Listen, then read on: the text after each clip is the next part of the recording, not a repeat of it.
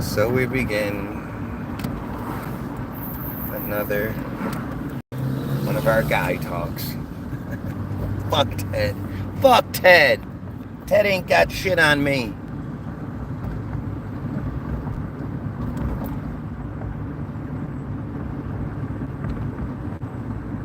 So yeah. So Christians are devil worshippers. Damn, I wish I'd have caught that.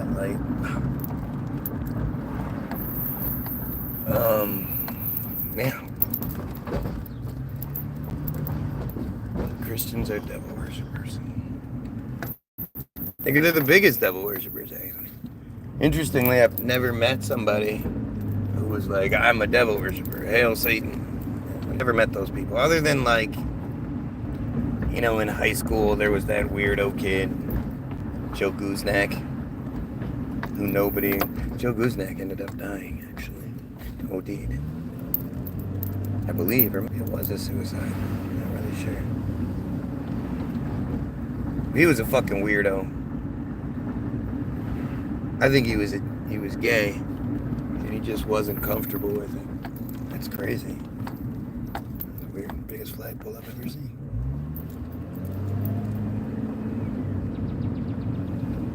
I remember doing acid with the kid one time, and the way he would look at me just freaked me out. I was like, I don't want you to touch me, you weirdo.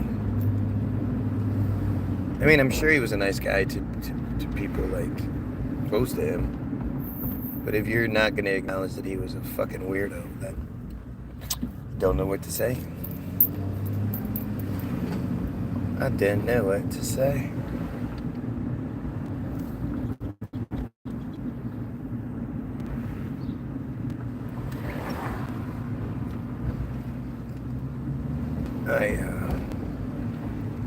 But yeah, that kid was.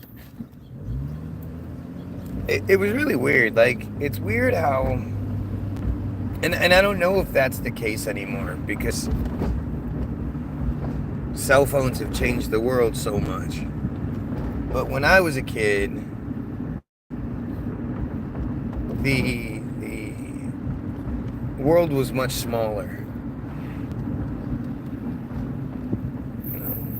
You didn't quite realize, I mean, I guess, I don't know, anybody thinks their high school is the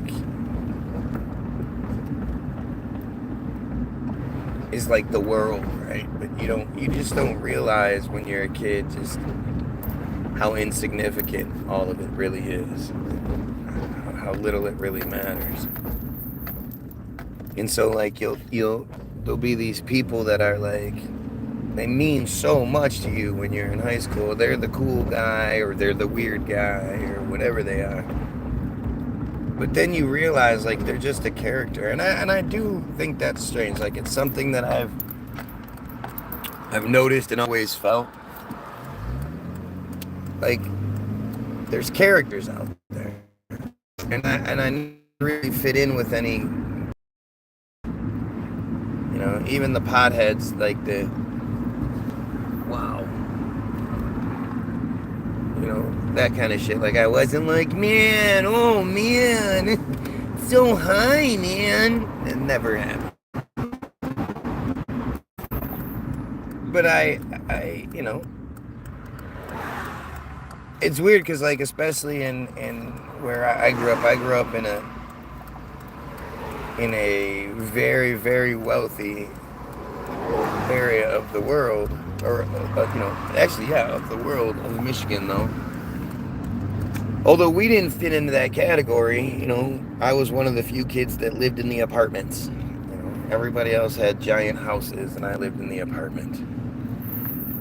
And so it was always interesting to me how there was always these characters. There's the stereotypical jock character who's dumb, who cares about shit that you wouldn't expect somebody to care about. There's the nerds. There's always a list of characters that exist, and people seem to resemble those things. And the one thing that sort of sticks out to me is that, we come from the rich neighborhoods, and you're the angry white guy who's, you've got your $200-$300 pair of Doc Martens on with the white laces because you're a skinhead. Like, when I think about the whole devil worshiper thing, I just kind of laugh, right? It's just kind of goofy.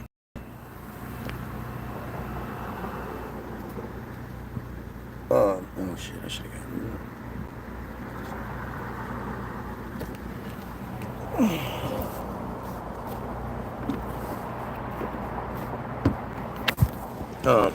sorry.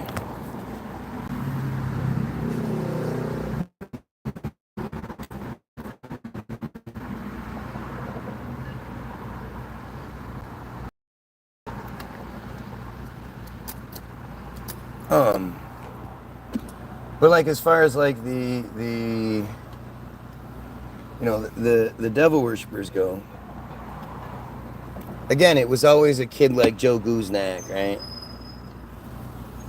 Where he's this weirdo, no girls like him, he's fat, he's looks greasy, he's got bad skin, he's got all these negative things going for him, and it's like he just embraces the role of the devil worshiper to sort of freak people out. He notices he gets at least some sort of attention from that, so that's what he does. And I as far as like real life devil worshippers, I guarantee not like, of course there's going to be somebody that says it, but for the most part, you don't know anybody that fits that narrative. You don't know anybody that worships the devil, that does goofy ass rituals and paints pentagrams on the floor and literally like worships Lucifer. You don't know anybody like that, right? The only people you know who are devil worshippers are Christians. And Christians are the biggest devil worshippers in the world. Christians are the ones that give the devil all of its power. Christians are the ones that pentagrams aren't bad. I don't think pentagrams are bad. You must be a pagan witchy type of a person who is always on the defensive. Nobody said anything about pentagrams being bad. And it's interesting again how, like witches, pagans, all these people who that's sort of associated with such negativity. It's really kind of strange. You look at the whole witch burnings thing. That's maybe something we should read about today. The witch burnings concept, where these women were apparently over, they were overachieving. Maybe they were evolving. Maybe they were able to do things that regular people just can't do. And because of that, and because they didn't want other people, other goyim, to engage in those same things and learn those same things and be able to do those same things, they turned it into this, these witches they need to be burned, and they made it so if you did exhibit any sort of abilities or anything like that, well, you kept that shit quiet. You didn't want to get burned alive. Pentagram pointed down are bad. Yeah, but see, the thing about this, and this is where, like, my wife gets mad at me all the time, too. Why do you think the pentagram pointed down is a bad thing? Who told you to think that way? It's always interesting how People will do the right things and say the right things for everything but their thing. And a great example is the Trump supporter, right? The Trumpanzee will talk mad shit about how corrupt the government is, how corrupt all of it is when it comes to Biden, when it comes to whatever other bullshit that, anything other than the thing they oppose, anything other than Trump. Everyone else is corrupt. Everything else is corrupt. It's all bought and paid for. It's bullshit. But not Trump. Trump who just spent $10 million in tax money to open up a golf course. That shit cost us $10 million. The trip, the Secret Service, the food, all the shit that was necessary cost the American taxpayers $10 million so Trump could open up a golf course where he's going to make a giggity off of it. Like, it's just shocking that we can be so stupid and be led to be so stupid and not question things. Like the same Trump supporter, Trumpanzee, who is angry about the Biden laptop and all this other bullshit. When you're like, yeah, do you realize you spent $10 million to open up, you spent 10 million taxpayer dollars to go open up his golf course? They're going to be like, well, that's different. That's okay because of, that's. Everybody makes excuses for the thing that they believe. And what you'll find is with like a lot of the witches out there, the pagans out there, whatever, they say all the right things when it comes to all of the other crazy religions out there, right? But they never bother to ask, like, well, who came up with your shit? Who decided that this rock was going to be this power? Who decided that Mercury in retrograde would mean that this happens to you at this time if your birth sign is this? Who decided all of that stuff? And how did it proliferate so well? How did everybody around the world know the same narrative? Or be presented the same narrative? Who figured all the shit out? And I think when you start to sort of look at things that way, asking those questions consistently, not just against the things you don't like, you're going to find the same narratives across the board. Let's see. It's summoning demons. That's why it's bad. Not the shape of it. Right, again, who told you that it was summoning demons? And why do you believe it?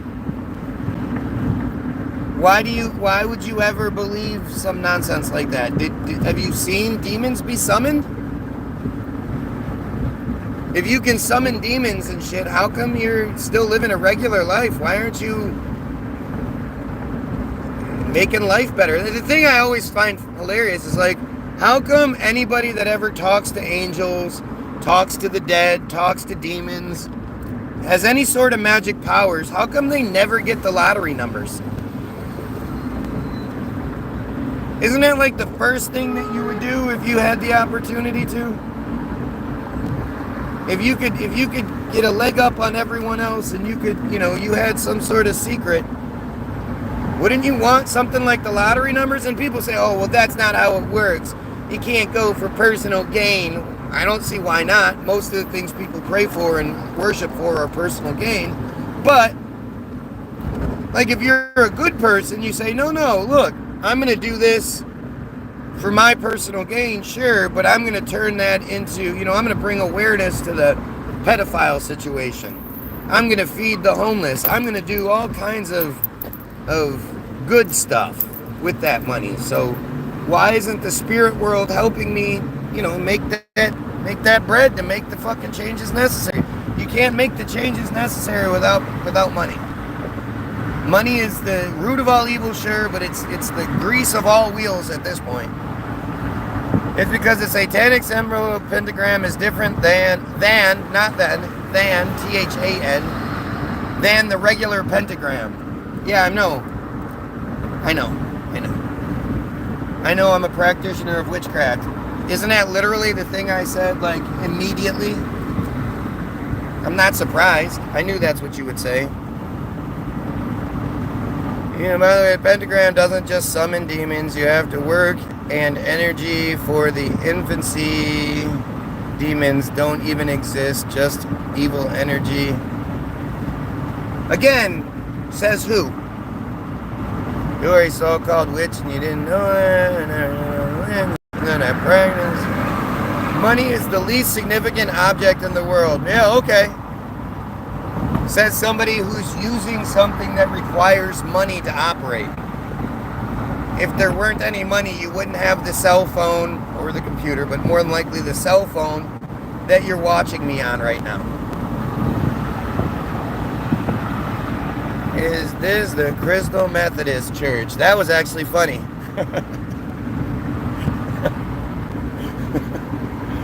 I gotta give you that one.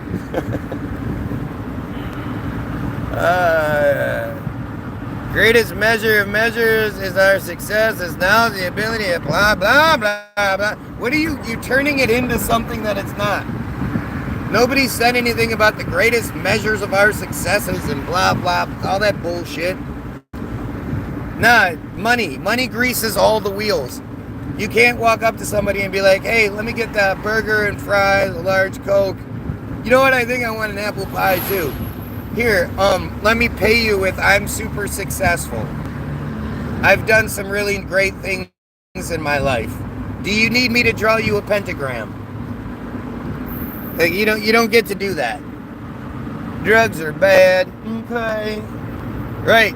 Because questioning things like Satanism and religion and all, that's something only drug addicts do. Good sheep, they just believe because that's what they're told to do. They have zero evidence, zero proof, zero reason to believe what they believe, but it's smarter than if you question it. Gotta love these fucking idiots. This person's been here before too. The only lives that truly matter are those who respect the lives of others. What? Why do you ever repeat shit? I just don't understand that whole thing.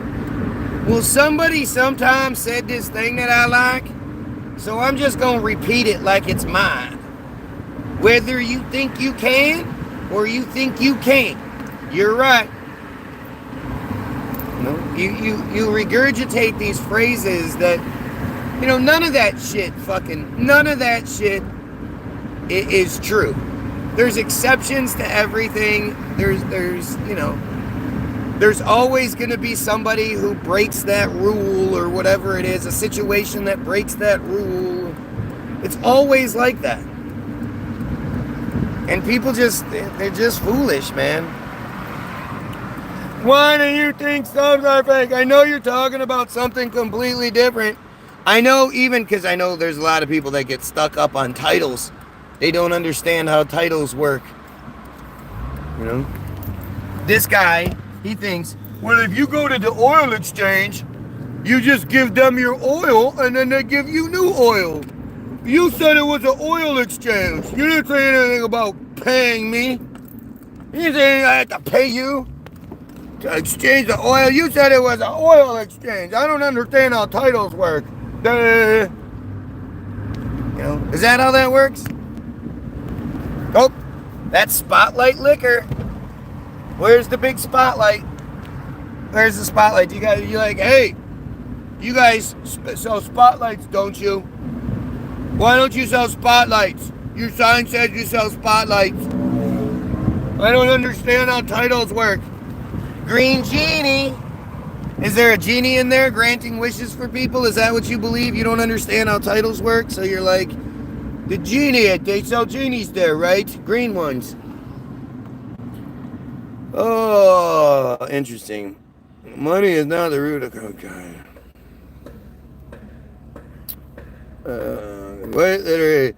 I was on a submarine. This video is 15. I go around, I look through YouTube, and I try to find people who don't believe in submarines, who are talking about submarines, who might have I'm so into submarines that I Fucking A, man. 8:30 in the morning on a Tuesday. I'm on YouTube. Hey, I've been on a submarine. Hey, you guys. Hey, everybody. That makes sense. Especially if you're like a military guy. You should out yourself and out the fact that you have this specific knowledge that other people wouldn't have. Gotcha. And it just sounds like you are spewing BS. Evil is a much broader spectrum than you are implying. Everything is. Everything is. Love, hate. These are four-letter clicks and whistles. They're just clicks and whistles. You think, like, we use clicks and whistles. It's a form of telepathy. It really is. I make these clicks and whistles, and then you guys agree with what those clicks and whistles mean. It's not like it's universal. If I say this is a cup, it's not like a universal thing where anywhere I go, I'm like, hand me a cup, and they're like, here's a cup. That's not how it works. That's just the clicks and whistles that our region has agreed to mean this thing. It's when it's, whether it's love, whether it's hate, whether it's whatever, these are huge concepts that encompass a huge range of emotions. People say, oh, I love broccoli. Oh, well, I hate broccoli. Well, I love my wife. Well, I hate pedophiles. Like, you hate broccoli and pedophiles the same amount, the same way, the same thing? No. These are just words that are used to describe a much bigger spectrum. Let's see. Nothing's being said. I get it. You do think. Okay. Submarines. And talk himself. Blah, blah, blah. I don't know what I'm talking about. Are you a Wiccan? Oh, great and powerful. Look at how dumb white guys just attack people who don't believe the same thing they do. Road rage incidents. Yup, I probably get in road rage incidents. Yeah, because look how mad I am. Are you going to use your wand? I want to know what I'm dealing with. No one uses fake wands. Lots of people use fake wands, Ashley. Lots of people. Then black rage. Ooh, we've got a racist. Bro, turn off the stream. Bro.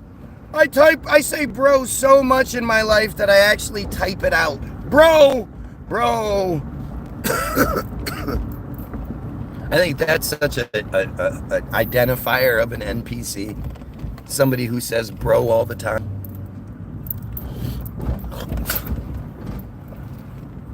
Again, you have to ask yourself, why would anybody want me to stop doing what I'm doing? Why don't they just go do something else? Why do they want me to stop? Oh, why are you live? You triggered this easy. Oh, I'm so triggered. I need to seek professional help. Yep, it's the same talking points. It always is. The same talking points. He doesn't even read the chat. He does it not very often. If he does, it's not very often. Oh. Gee, I wonder why. Could it be because you say such smart things? Cherry pick comment. So we are devil worshippers just because we know the devil is real and not a fairy tale. Exactly. Well, not just because. But yes, Christians are the biggest devil worshippers by far. Christians are the ones that are always talking about how the devil did this and the devil did that and the devil, the devil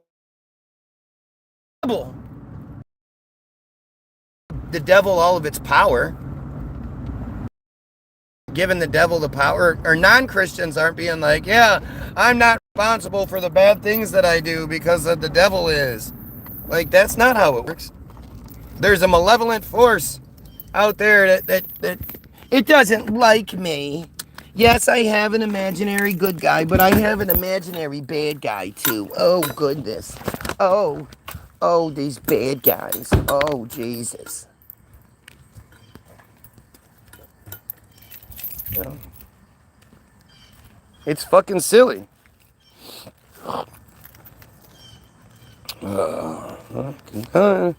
See, look at this. This is so, I would assume all of the shit talkers are Christians, right? You're not going to get atheists that come in here and start talking shit. So it's your average everyday Christian that instead of engaging in narrative and trying to tell me what I'm wrong about in some sort of intelligent way, they're like, nah, you're dumb and you're stupid and you're this and you're that. This is how they operate, right? Right? Your average Christian is a fucking doofus. Sweet.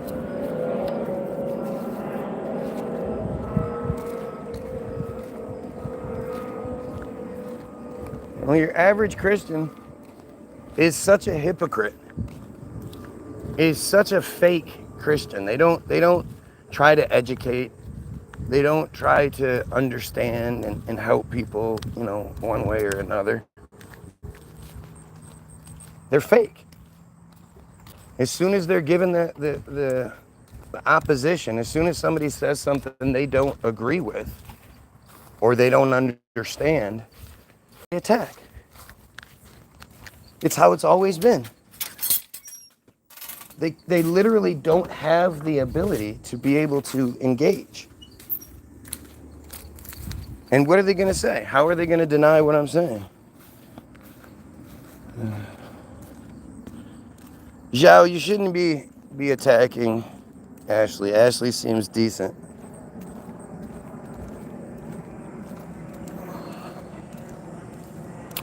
You're Y-O-U-R, just venting. Come on, Ashley, you're better than that. I've literally seen a boat. You've seen a boat. She keeps calling me stupid and telling me to go back to China. Oh yeah, then fuck her. She's a piece of shit. I didn't realize that she was doing the racist thing. How much would a Christian have to hate not to share what they believe is the only way to eternal life? We talk about your arrogance right there, right? Eternal life. You believe because of you're too scared to die. You're too scared to admit that you die just like all of the animals you eat. Right? He doesn't, but he hates Trump. Well, no, I hate pedophiles, and clearly you're a pedophile there. Threshold movement is acknowledging that they are a pedophile. And at this point, I mean, it's pretty obvious. If you still support Trump, you're a pedophile. And it's weird how you're talking to other people and not me. But again, I don't expect you to be able to. You're not going to say anything. I'm not a hypocrite. I'm a sinner. I'm trying to do better. Jesus is the way to... Yeah. Again, who told you these things? Right? It's just so fucking stupid. You look 40 plus. Thank you. Thank you. Look at how the average Christian, like, because it's like this is too real for them. This is too much for them to wrap their heads around. They just start flipping out. Like I love it. I love the stupidity that they just exude because they can't do anything. They can't argue with what I'm saying. Are you trying to say that as a Christian you're not a devil worshiper? Of course you are. Of course you are. You know, you believe it's real, not me. You're the one that gives it all its power, not me.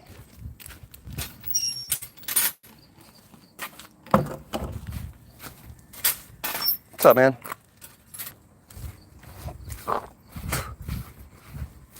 That dude is huge.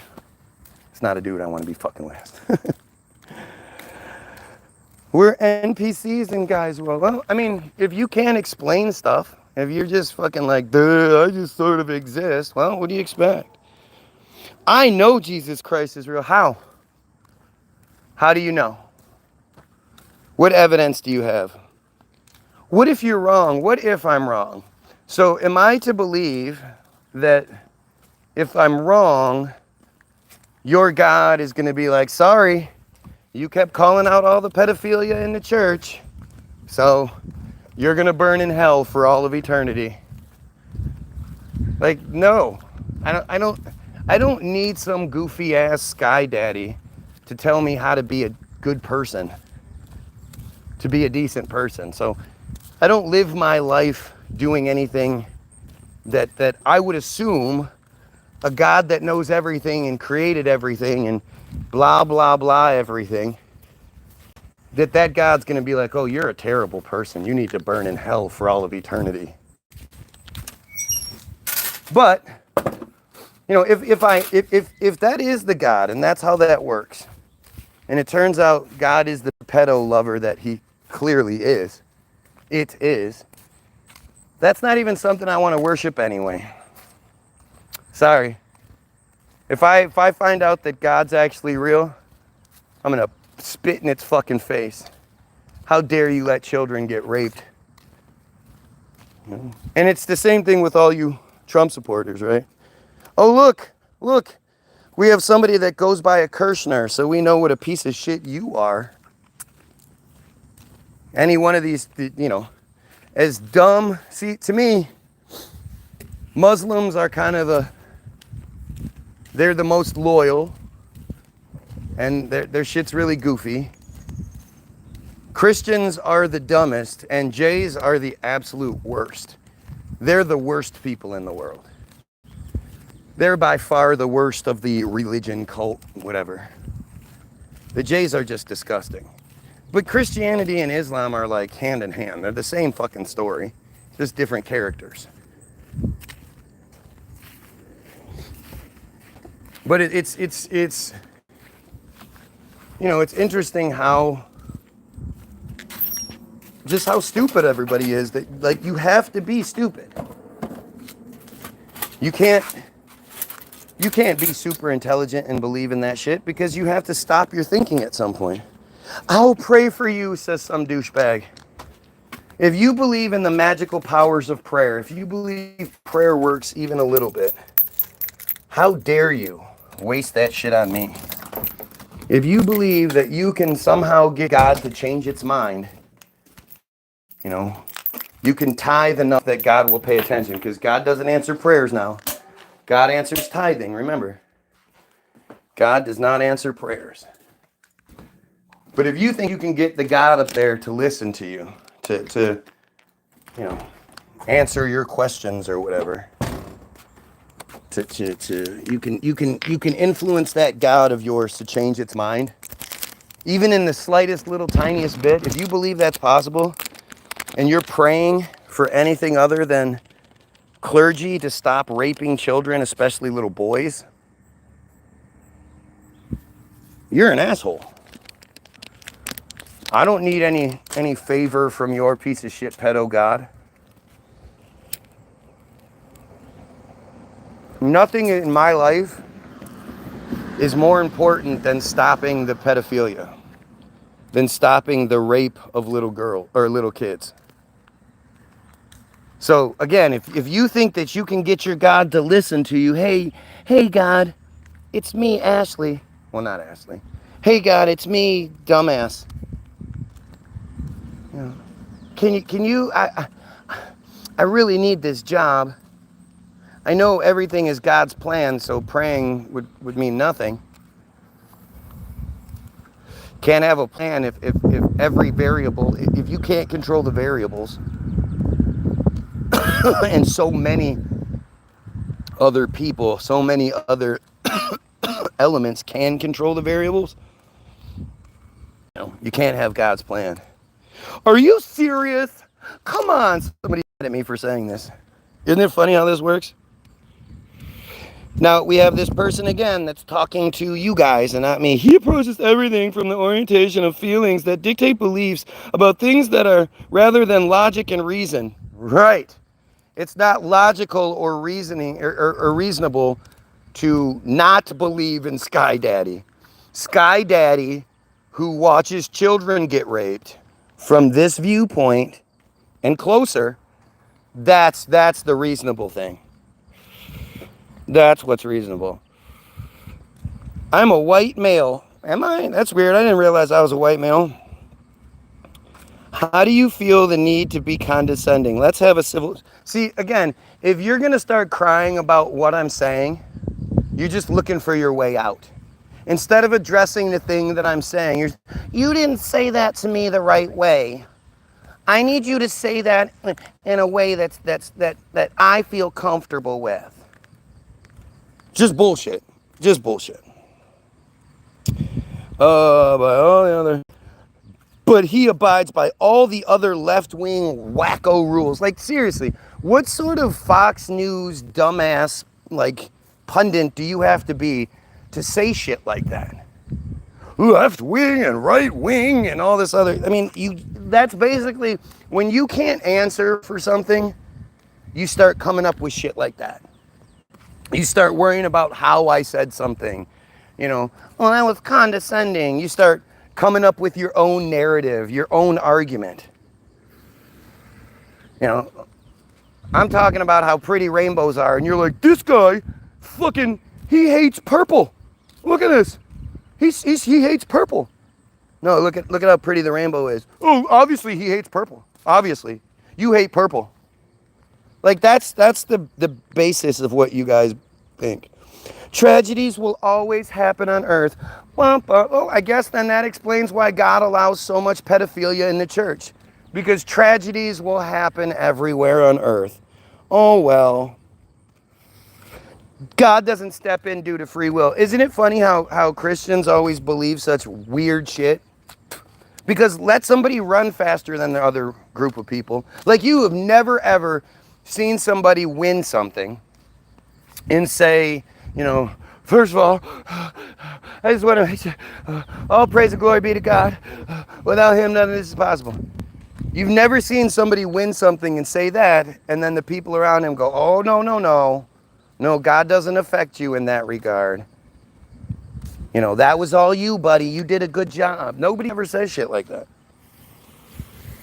They only cry about that God doesn't affect free will when it's like, hey, how come God doesn't actually do anything? How come there's nothing you can actually point to where God is doing something, especially about something negative? You sound like you are crying.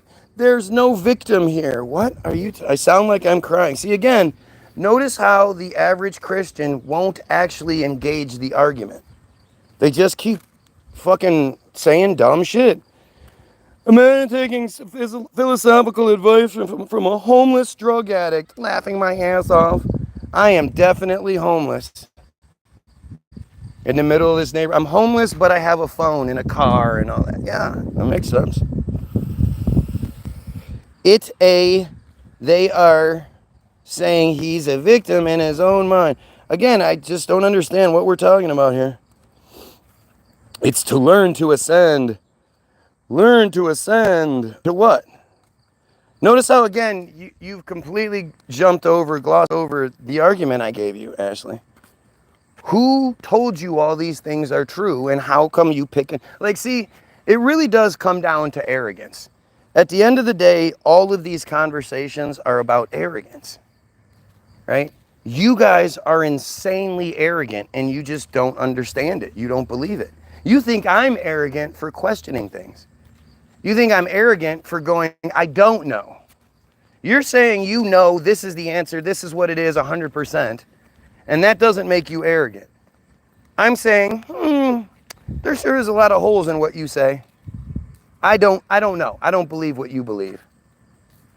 And instead of you trying to engage in that conversation, instead of you trying to bring some understanding, you know, you just let your arrogance shine through. Right? It's all just arrogance.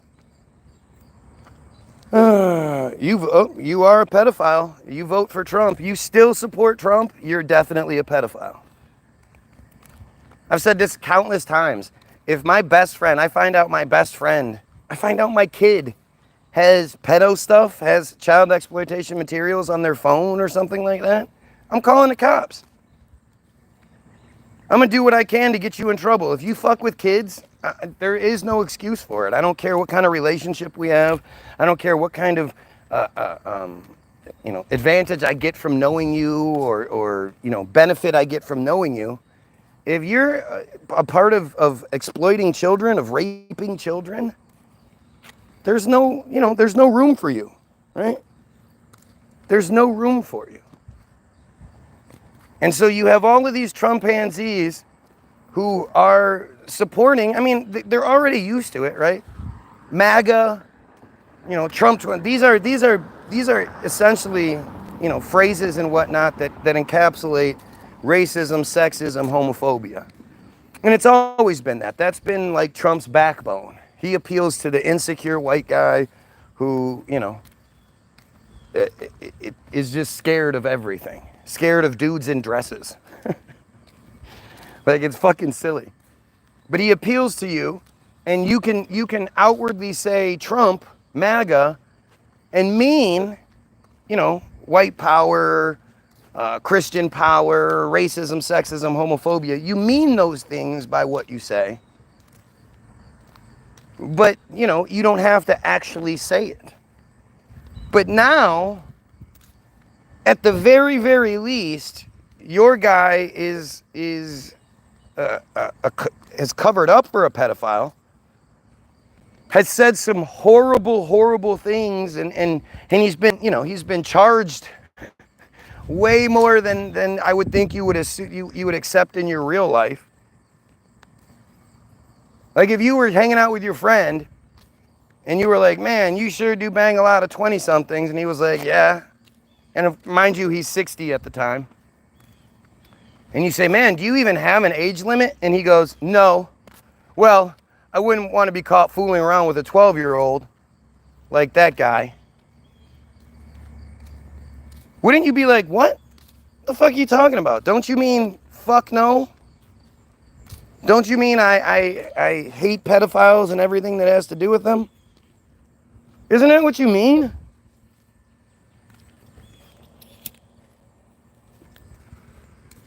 But the Trump supporter doesn't want to acknowledge this. They don't want to, they don't want to acknowledge this about themselves. It's about themselves. And they've already reconciled with it, right? They've already been okay with pedophilia. Like, if you're a Christian, I don't want to hear you talk about how much you hate pedophiles, because you clearly don't. If you really hated pedophiles, you'd be vocally opposed to the church. You say the word pedophile, if priest doesn't come to your mind, almost right away, then you're lying. Look, ultra mega MAGA, see, ultra mega pedophile. I'm saying that Trump supporters are pedophiles. And instead of denying what I'm saying or debunking my arguments or anything to the kind, he's just like, no, look at me, I'm a major mega. That's what you do. Is that how shit works? Is that how most people work?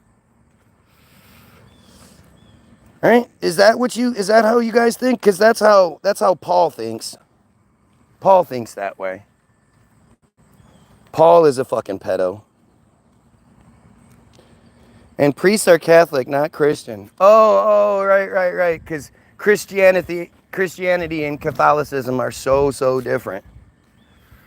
And that's not one example. Because there are priests, there are pastors, there are all sorts of people that are constantly associated with pedophilia. But this is, when you're desperate to make an argument, you say stupid shit. You definitely don't address the thing being said. The point of the conversation is that the idea that pedophile is associated with any sort of religious, anything, like that those two things go together, it should be the exact opposite.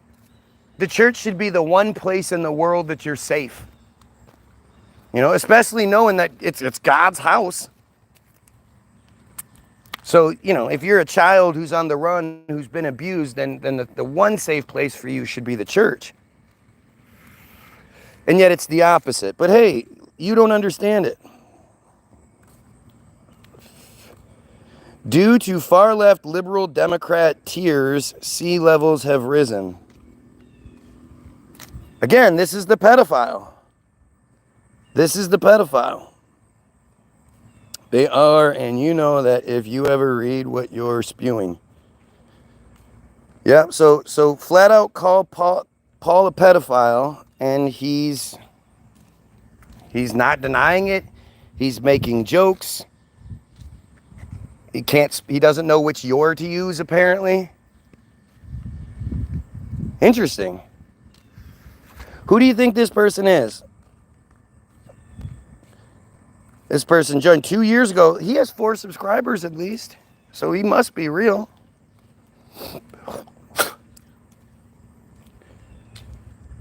MAGA grew up having to accept the pederasts in their family. I mean, if again, if you're at this point, if you're a Trump supporting Christian, you check these boxes. It's like, oh yeah, I'm a NAMBLA member, but I don't associate with the NAMBLAs, with the man boy love. I just like that they have good parties. They have good parties, and it's a good place for networking and all that. Yeah, it's kind of gross, but I don't partake in that part. If Trump is on Epstein files, why didn't Biden release it? Because Biden is a part of the show? Oh, you're still one of these people that believes that it's the left or the right. They give us 2 choices, so that must mean we have a choice. If Trump isn't on the files, why doesn't he release it?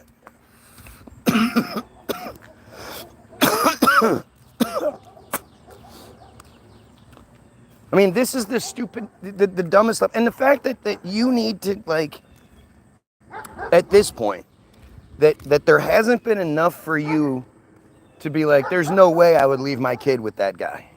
Especially if she was like a 12, 13, 14-year-old girl. I would never trust my kid around that guy. But this is your average Trumpanzee bullshit.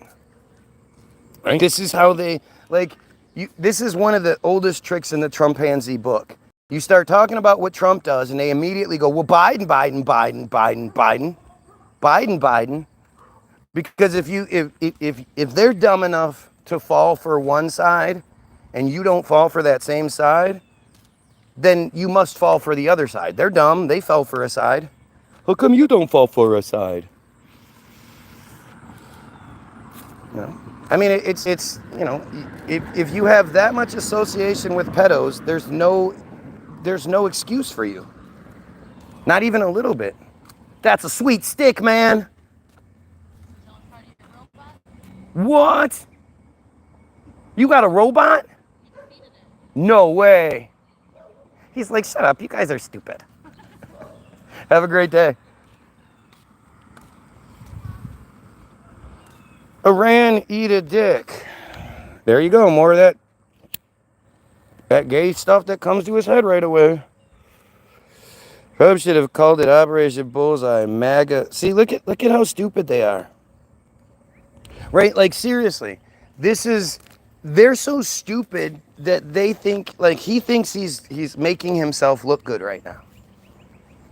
That's how stupid these fucking Trumpanzees are. And it really does come, if you worked you work anywhere, you work at Walmart, you work at McDonald's, you work at fucking Jewish name and Jewish name partnership, lawyers, whatever. You work anywhere. And suddenly it comes out that you are associated with pedophilia, or your boss is associated with pedophilia. And it's so obvious that it's picked up by the news, and there's multiple stories of it. There's tapes of that person, saying horrible shit again. I wouldn't want to be caught with a 12-year-old. Shit like that. Don't you think anywhere you work would remove that person from their position, at least until everything blew over, at least until they figured it out, at least until they proved that person's innocence? Why is Trump still in office? He should be removed. Talk about a distraction that's making the country look bad.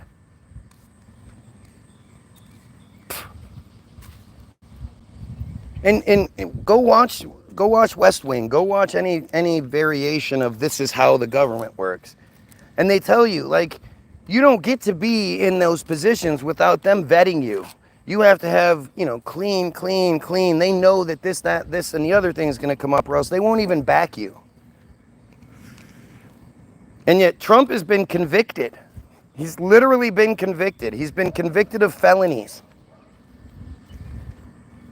Like, this is insane, right?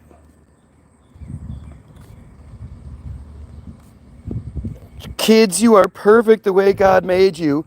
Yes, because God's real. Trans rights are fucking weirdo rights. Says the white guy. Dumb white guy. Dumb white guy. Guy Willis won't even say he's not a pedo. Yeah, I won't say it. I'm not a pedo. I don't sit here and literally make feeds every day about how we should kill these pieces of shit. Yep, I must be. Because this is how Trump is, right? Trump wishing Ghislaine Maxwell well. I wish her well. And whatever she does, I wish her well. Yeah, because you guys are the ones that are on top of things, right? The Epstein files are just it's just a nothing. The Epstein files are a smoking gun or a straw man. It's a distraction. Do you honestly think Epstein is sitting there writing down, okay, so Donald Trump did this? It's just as goofy as this whole Ghislaine Maxwell thing. You have people that aren't supposed to be interviewing people having one-on-ones with Ghislaine Maxwell. Again, something that's not supposed to happen. Having conversations about shit they've already supposedly talked about. I don't understand what they would need to investigate even more. And then if you saw the picture of Ghislaine going back to her cell, she's not handcuffed. She's not being escorted. She's walking back to her cell holding a big box of files or some shit.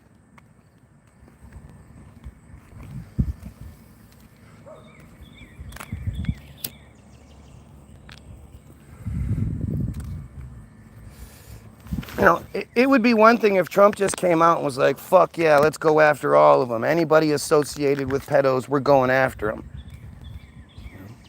It would be one thing if Trump didn't have multiple accusations. I'm sure guys like Paul, has a bunch of accusations in his past. Guys like Paul have a bunch of shit on their phone that they don't want you to see. That's why they're so quick to overlook Trump. Because if you were to look into Trump like you look into him like they look into Trump, well then Paul's gonna go down. Paul's the type of person that's gonna be fucking arrested.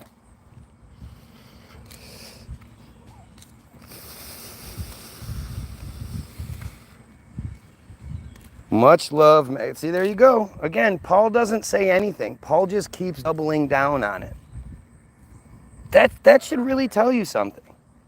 He can't even explain why he's willing to overlook all of this stuff in order to be, what did Trump do that's so good?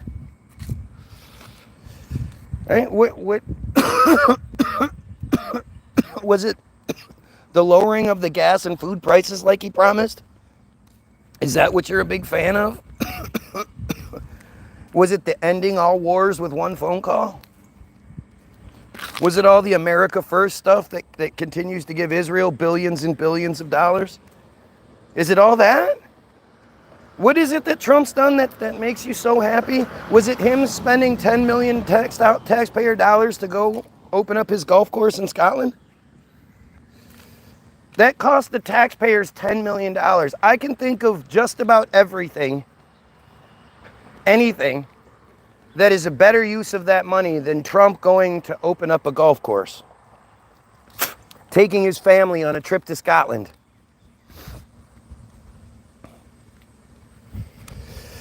This guy's just dumb.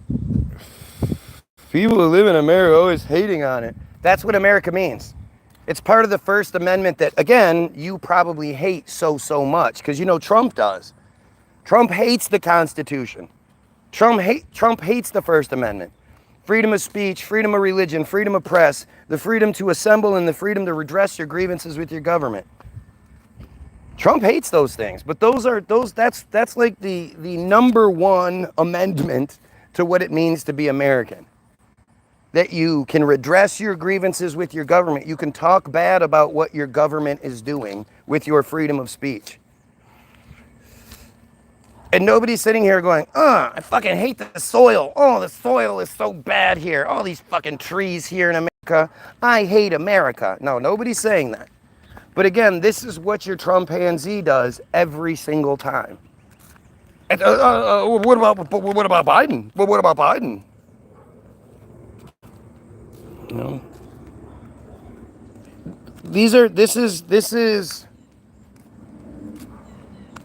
this is what I know is going to happen, right? This is what I actually appreciate, because it makes my job so much easier. Listen, if I was wrong about any of these things, all these people that are here to cause problems, to go against what I'm saying, to talk shit, to make stupid comments, if I was wrong, they would say so. If I was sitting here arguing that I'm a blonde-haired, blue-eyed guy, they would just do nothing but, you're so crazy, look at your face, you're not blonde-haired, blue-eyed, you're stupid, blah, blah, blah. Like, if it was something so obvious, and I'm sitting here talking, like, you know, trying to say it's the opposite, of course these guys would jump all over it. They're here because I am, you know, they're here to disagree. They're not here to agree. They're not here going, yeah, we should kill pedos. You're right. Yeah, we should stop this genocide. You're right. They don't say things like that. They're literally only here for negative purposes. So why don't they just point out the shit I'm getting wrong instead of making themselves look worse and stupid and pedophilic? Right? I mean, it's just crazy. You are wrong about most of what you said. See, again, we'll get these kind of comments where you say these blanket statements, but you can't actually address anything I'm specifically getting wrong, can you? You can't tell me how and why I'm wrong. Just that I don't like what you said. I don't like that. And of course, you're going to keep proving my point. That's why I let you do it. That's why I allow you to be here to begin with.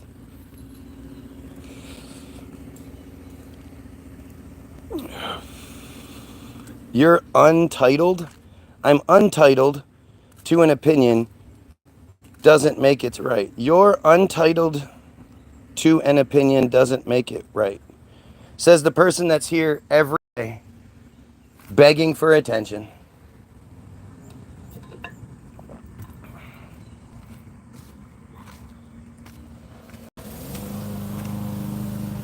Of course he's a bot.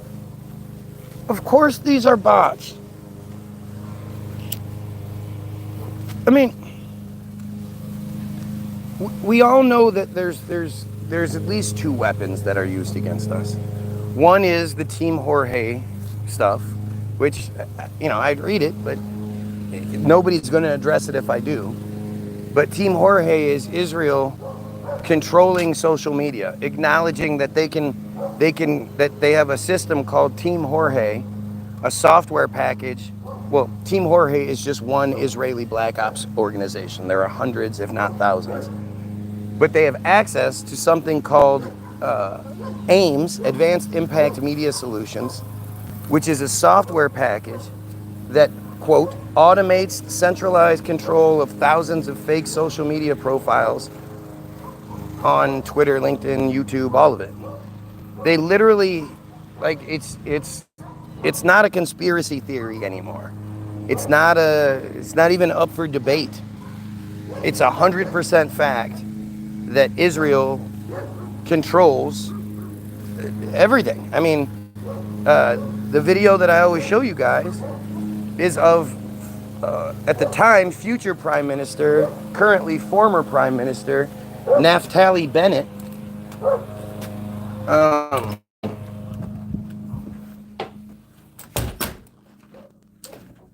acknowledging.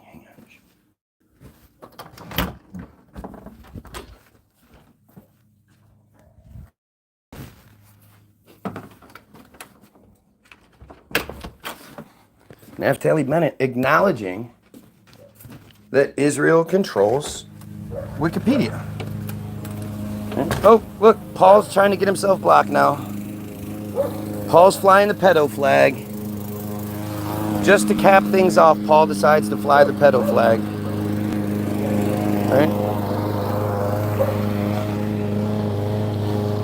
Right, Paul flying the pedo flag, as always.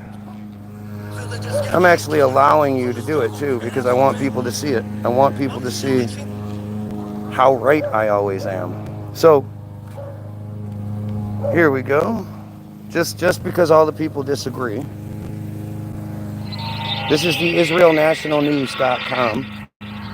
Moetzet Yesha, in conjunction with My Israel, has arranged Instruction Day for wiki editors. The goal of the day is to teach people how to edit in Wikipedia, which is the #1 source of information today in the world. As a way of example, if someone such as the Gaza Flotilla, we want to be there. We want to be the guys who influence what is written there, how it's written, and to ensure that it's balanced and Zionist in nature. We came here to learn. Okay, so did you guys see what was said there? So that is Prime Minister, future former Prime Minister Naftali Bennett, longtime Israeli operative, longtime Israeli agent, back in 2010, telling the IsraelNationalNews.com that Israel is over at the Wikipedia headquarters teaching they're already the #1 source of information in the world. But Israel has to go there to teach them how to do their job. Apparently they didn't know how to edit things at Wikipedia until Israel went there to teach them how to edit so that it has a balanced and Zionist perspective. And just in case you're too stupid to catch what he's saying, he even gives an example, right? He gives the example of my big meth blunts. Gotta love all this meth. But he gives the example that if people search the Gaza Flotilla, Israel wants to be there and wants to influence what is written, how it's written, to ensure that it has a balanced Zionist, it's balanced and Zionist in nature.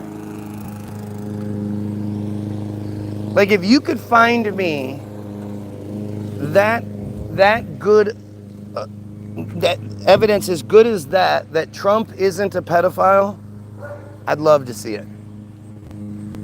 If you can find me another video where you have someone of Naftali Bennett's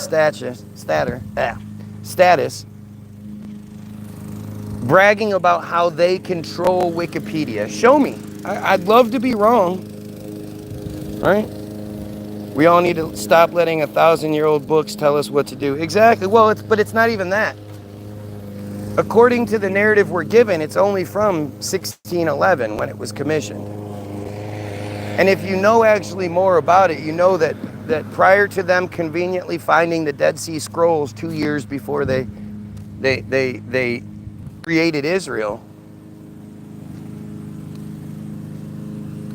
that then are the oldest known scriptures, and they supposedly date to 70 AD, because it's just how some scrolls of paper, they just survived in a cave for 2,000 years. No big deal. But prior to the Dead Sea Scrolls, the oldest known religious texts were from like 900 AD. If you believe all the bullshit they tell you. So for the first 900 years, nobody was even saying anything about it. Nobody wrote it down. Nobody talked about it. None of it.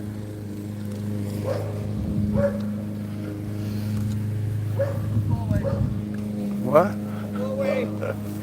What's up, dude? How you been? What's up, man? I'm not used to seeing you outside of a white van. How you been? The white van don't work no more. Well, you don't either, so. Yeah, I do. Oh, yeah? I work shoes, I got, Look, you even got manicured toenails, man. Don't tell me you're not working. Look at his manicured toenails. He's retired. He's retired, living it up.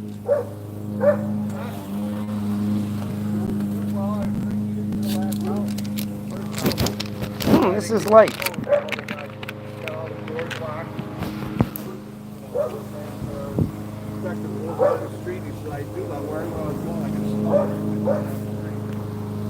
Do you need me? Do you need me? No, they're certified. Good luck. I am. Who? What? What do you want me to do? You can't do that? Me. Me. I let the dogs out. Come on, let's go. Come on. Broly, come on.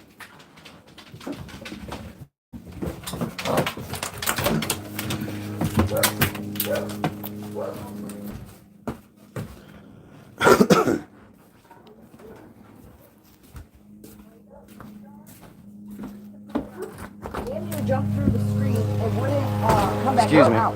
I wish I would have known about this. I would have cleared you a path. Have fun.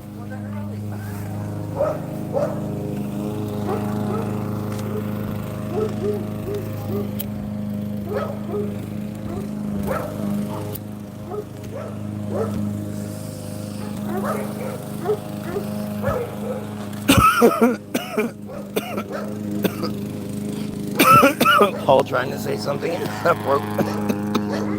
not programmed to. So you have Team Jorge, which is a representation of the Israeli Black Ops that uses this software that they have, this unique software that they say that nobody's ever seen anything like it. It's more like avatars than it is bots. Bots isn't necessarily the accurate word to describe it. It's more avatars. And then there's the shit that is like act.il. And act.il is just another, it's only one. I'm sure there are many of these. But this was an app that basically turned trolling into a video game. And it rewarded those who participated with prizes, with points, with all these different things. Uh-oh, did we get the comments get shut off? I think the comments got shut off. Because that's normal. Oh, no, it still works. What are we dealing with? I don't know. We're dealing with manipulation. Right? We're dealing with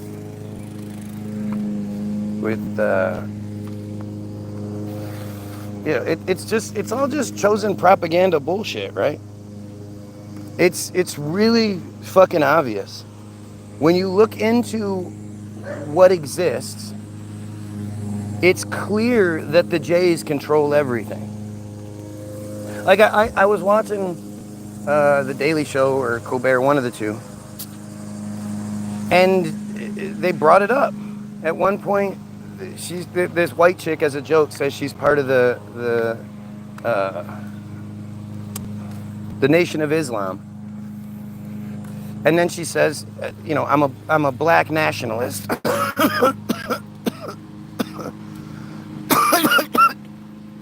Because for many, many decades, the Nation of Islam was the Black Lives Matter of its day. The Nation of Islam terrified white people, right? Terrified white people. And they played the role. And they had their militant tactics. Public Enemy. I mean, Public Enemy is like an extension of it.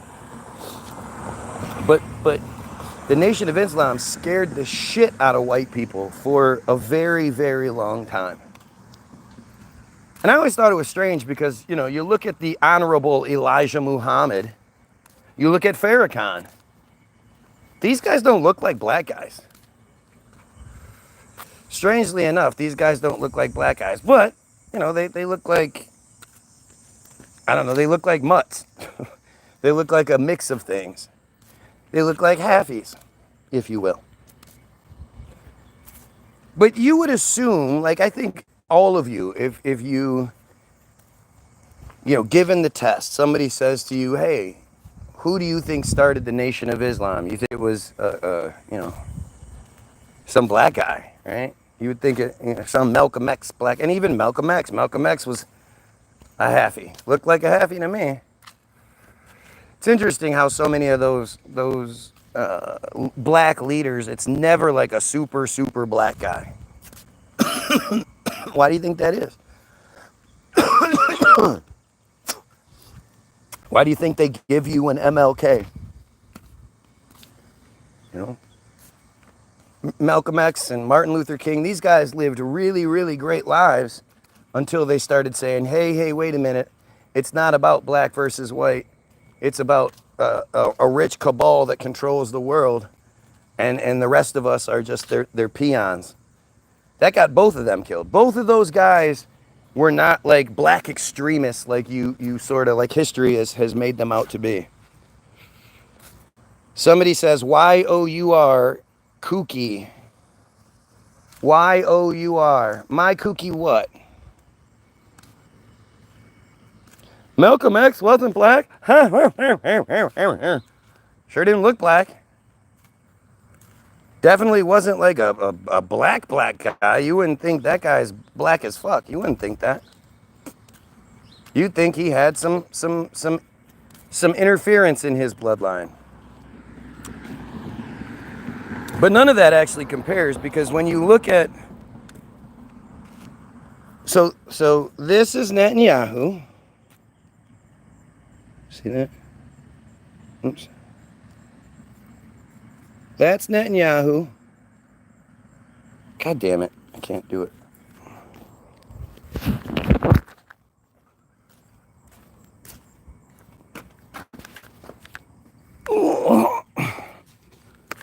So this is Netanyahu. Okay.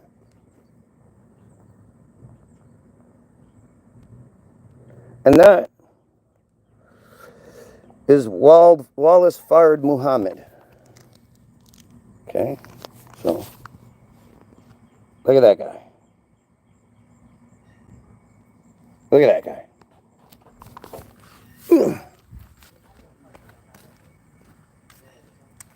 Wallace Fard Muhammad is the guy who founded the Nation of Islam. And if you honestly think, well, the thing is, none of you actually know that story, right? None of you actually know the Nation of Islam story, which is one of those things where you'd think you would.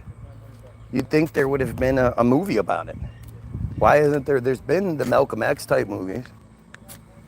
But go try to find a documentary or something that's about the formation, the start of the Nation of Islam. It doesn't exist. But it's when you look at that guy, that Wallace Fard Muhammad, and you look at the story that they're presenting us with regarding him, you see a see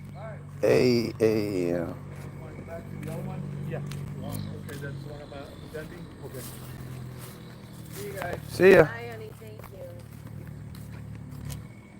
What you looking at, son? Trying to steal my car? No, I see you trying to steal my car. Huh?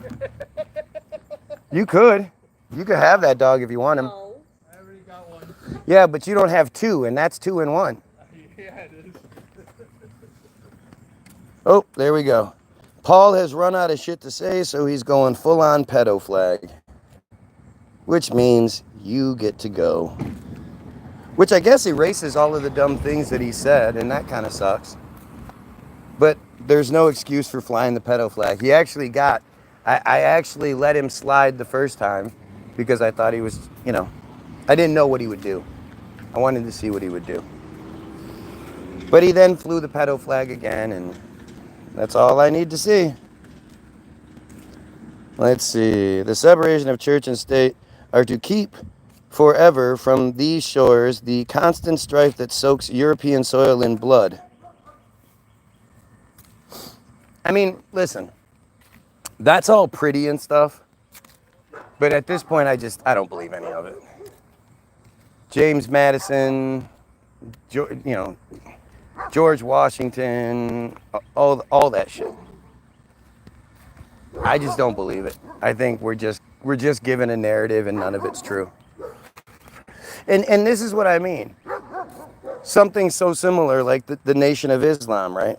The Nation of Islam was created by this guy, Wald Fard Muhammad, who just sort of appeared on the scene. And the evidence of him appearing on the scene is like random newspaper articles where they talk about this guy with a completely different name who bought a tamale truck and will be, open for business here soon. Like the newspaper covered that shit? Why would the newspaper be talking about some random guy starting a business? How small would the town have to be if that's the case? But this Wallace Fard Muhammad was known by like 8 different things. 8 different names. And different names, Some, maybe some spellings or similar, similar idea, but enough that it's different, enough that you wouldn't just automatically assume it's the same person if you read different names.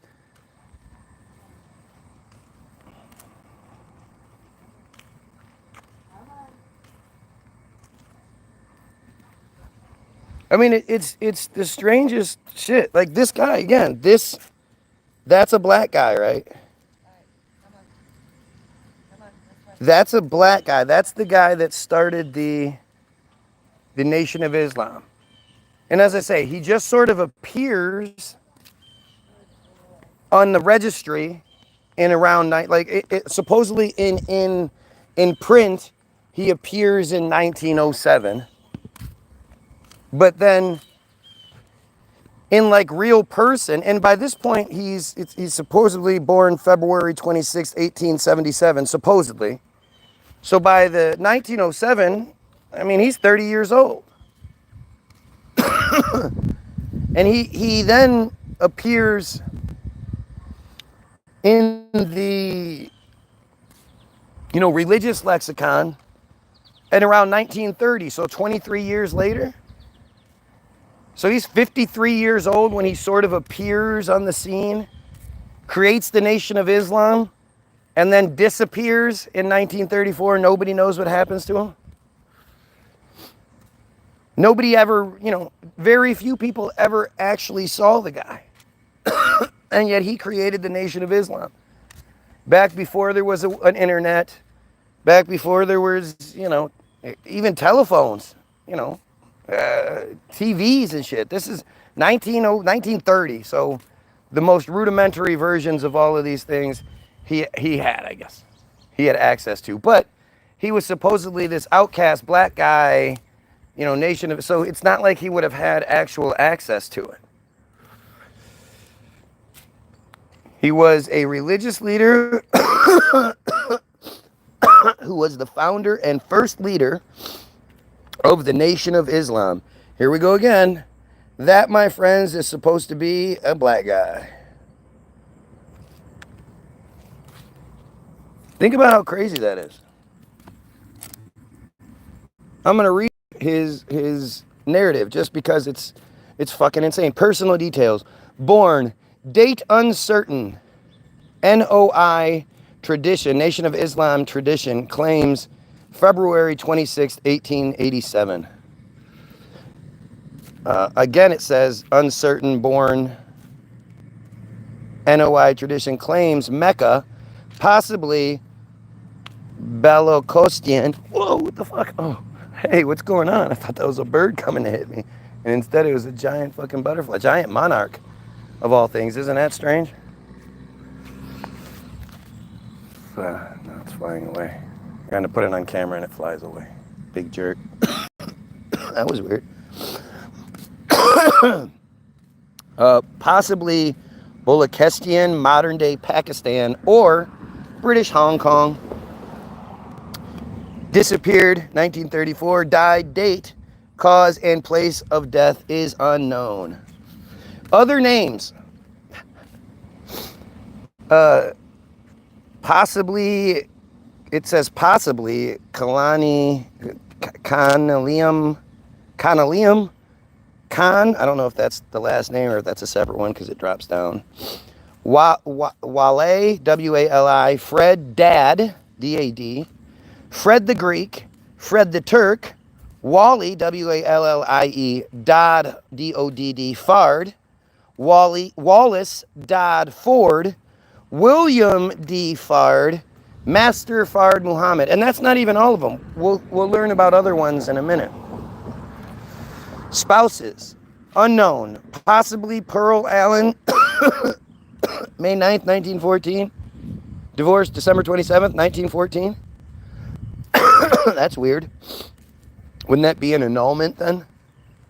Possibly married to Hazel Barton, circa 1919. Possibly married to Carmen Trevino, June 5th, 1924. Is it unknown? We don't know these things? Children, unknown. Possibly with Hazel, Wallace Dodd Fard, later Wallace Max Ford. Birth dates attributed to Fard include 1887, 1883, 1884, 1891, and 1893. The Nation of Islam celebrates February 26, 1887. It's just interesting, don't you think? Christianity is the most insane. I wouldn't say that.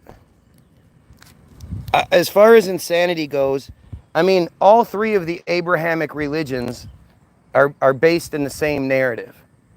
But, I mean, so the Exodus story is an essential story to Judaism. And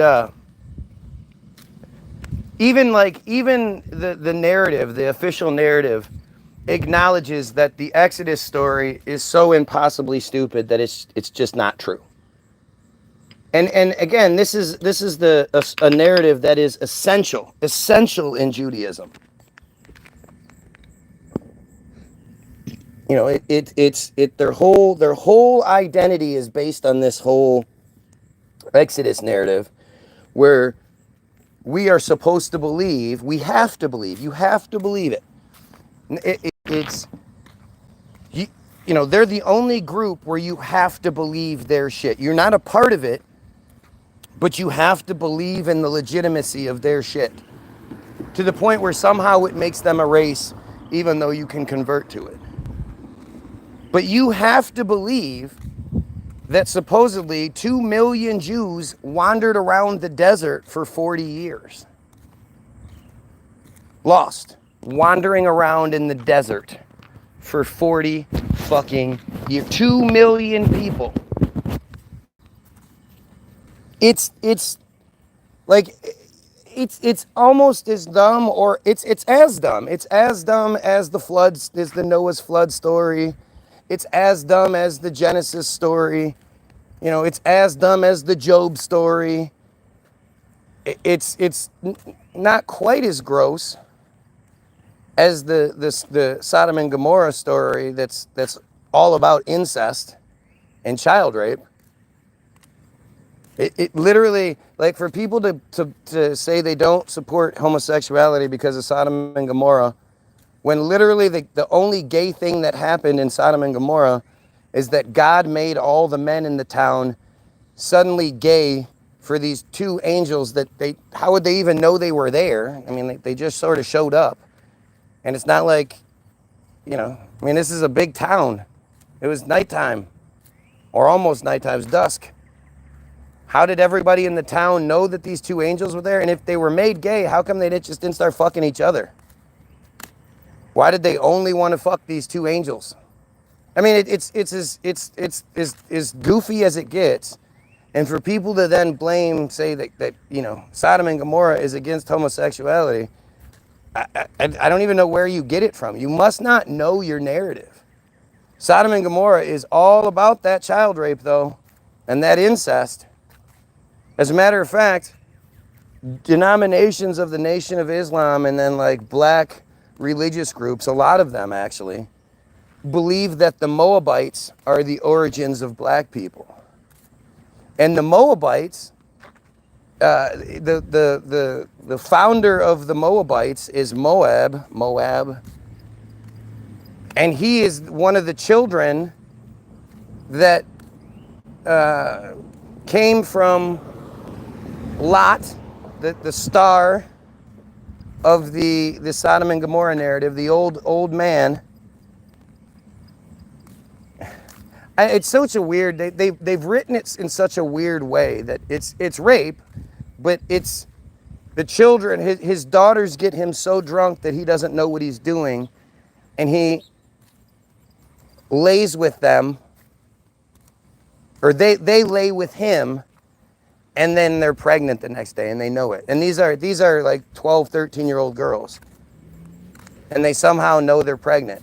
But one of them, they're each pregnant with a boy. One of them is Moab, the other one is Isam or something like that. So I don't remember what the second one is. I don't know why the Moabite one always stuck with me, but now I do. Now I see why it stuck out to me, because it applies. Because most of these black religions, most of these cults, these identities that are, you know, are created by clearly them,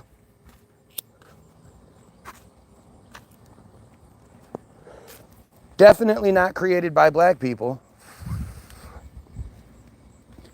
They push the idea of the Moabites. I mean, it's all so obvious. And it's funny too, because, you know, it's not like you know these things. It's not like anybody talks about these things, or you learned about these things in school anywhere.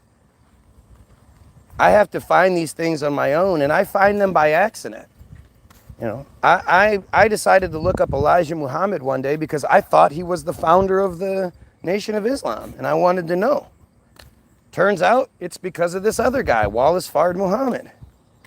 And then looking into this, I find that that multiple denominations of the black rights groups that believe that black people came from Moab.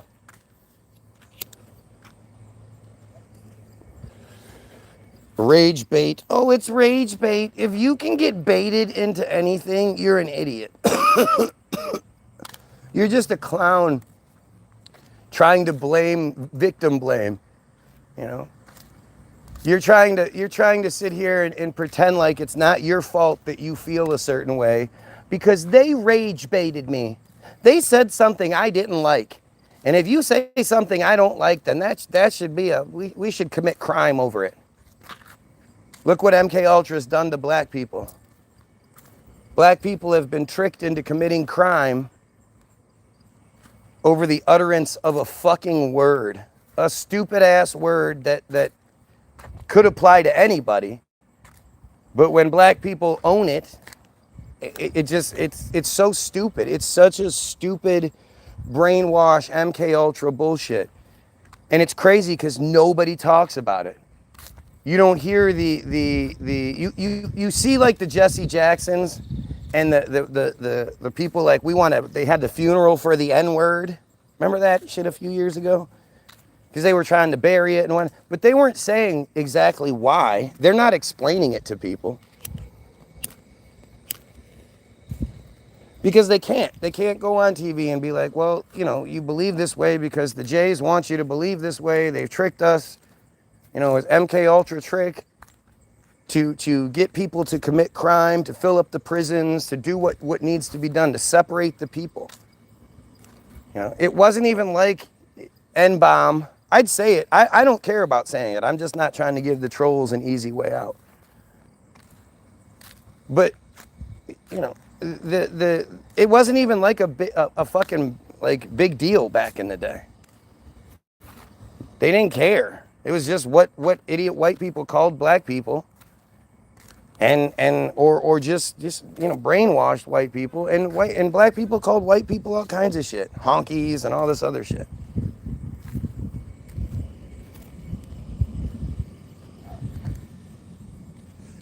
But it wasn't like fighting words back in the day. And nowadays, they've made black people almost like you're a bad black person if you don't get in a fight because some dumb white guy was desperate to try to hurt your feelings, because whatever you're doing is hurting his feelings. Either you've roasted him, or you're just better looking than him, or he assumes you have a big black cock and he knows he has a tiny one, whatever it may be. He's scraping the bottom of the barrel trying to hurt you back. He knows that this isn't the thing that is acceptable in our society, and I mean, it is, but it isn't, but it is. But he's so desperate, he can't roast you any better than you can him. You have him all shook some way or another, probably the penis thing. And so he's trying to hurt you. He's trying to bring you down by calling you you're an N-bomb. And now what you're supposed to do, if you're a real black person, you then attack this person. So now you get to go to jail, pay all those fees. You have to get you a good J lawyer. So when you go into the J system with the J judge, you can pay all the fines and whatever you need to, and you probably have to do a little bit of time depending on how bad you hurt the person. Which again, they just make money off of. It's a business for them. It's a way of making them money while controlling the population, doing all these. There's a bunch of manipulations going on here. And then the white guy who got his ass beat, well, now he has his J lawyer he has to pay for, and the J judge, the J system, along with whatever hospital bills and then repercussions that come from it, psychiatry, any sort of drugs that he ends up having to take. Like, it's a brilliant business plan.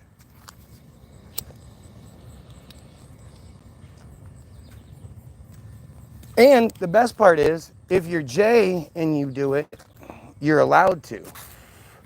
Because, nobody wants to, if anybody does anything to a J, it's immediately a hate crime. You see it every single time something happens and it involves a J, it's automatically a hate crime. Which is a stupid word, or a stupid phrase. Hate crime.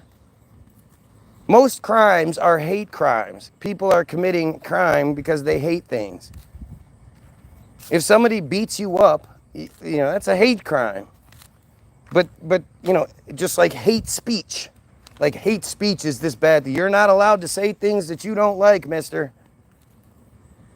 We're allowed to say what we don't like, which is you talking about these things. But you're not allowed to say what you don't like. Welcome to freedom. You're an American. You're free. Don't you dare talk back.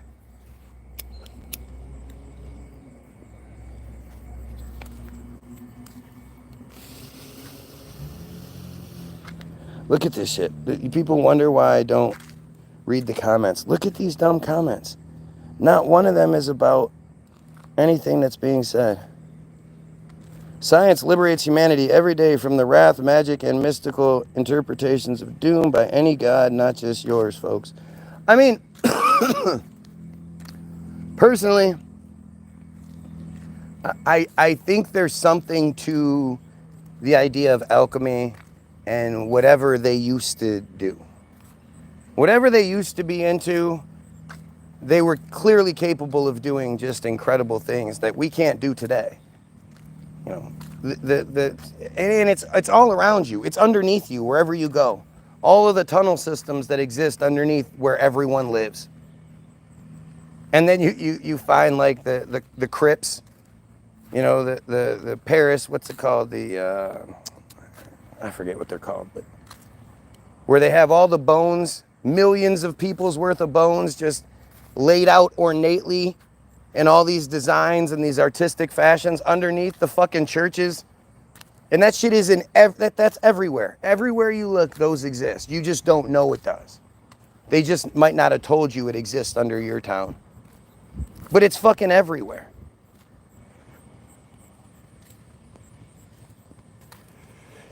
You know, all of you know, the subway system, especially in New York. There was this video, Damian Michaels made it. And it was about the catacombs. Yeah, that's what I'm talking about, Matt. Good job. You got me. That's what I was looking for. Thank you. But Damian Michaels showed this guy, and he was talking about, you know, how did the subway get built? And it's a great question that nobody likes to answer.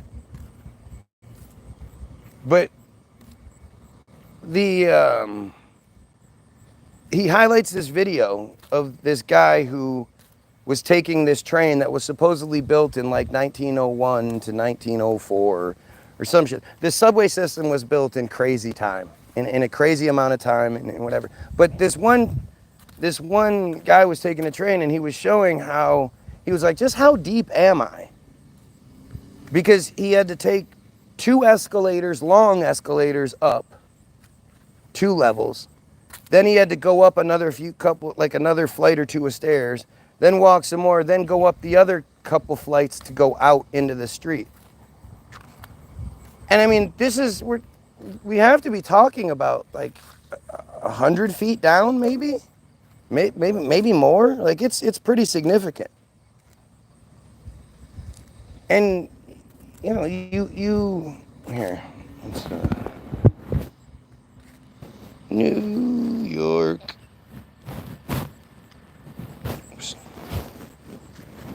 subway.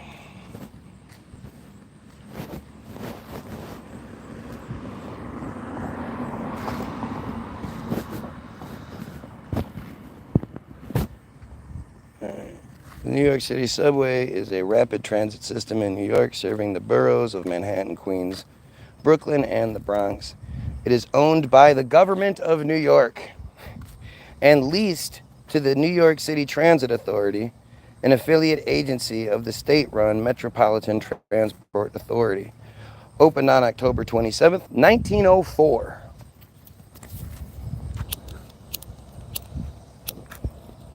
Like, I don't care what you think. Like, we don't even have to read anymore. Let's just ask this question. I guess I do care what you think. If I ask you to picture 1904, what do you picture? Okay. What landscape do you picture? Strangely enough, we've all been sort of programmed to believe that throughout the late 1800s and early 1900s, they were able to build incredibly ornate, you know, European Greek style buildings and Parthenons and skyscrapers and all this shit within years of each other. You know, they built this building in a year, that building in a year, these 2 buildings at the same year. You know, demolishing things. Like, if you go look up the oldest footage of New York and you see the city that's presented to you, or just go look at all the old paintings. I mean, this has always fascinated me. This is something that you need to learn to do if you're going to be in this sphere of things. By the way, if you're watching, like, share, sub, do that good stuff to help out. Appreciate it. Take 2 seconds to share this on Facebook. This guy's crazy. Whatever you need to do.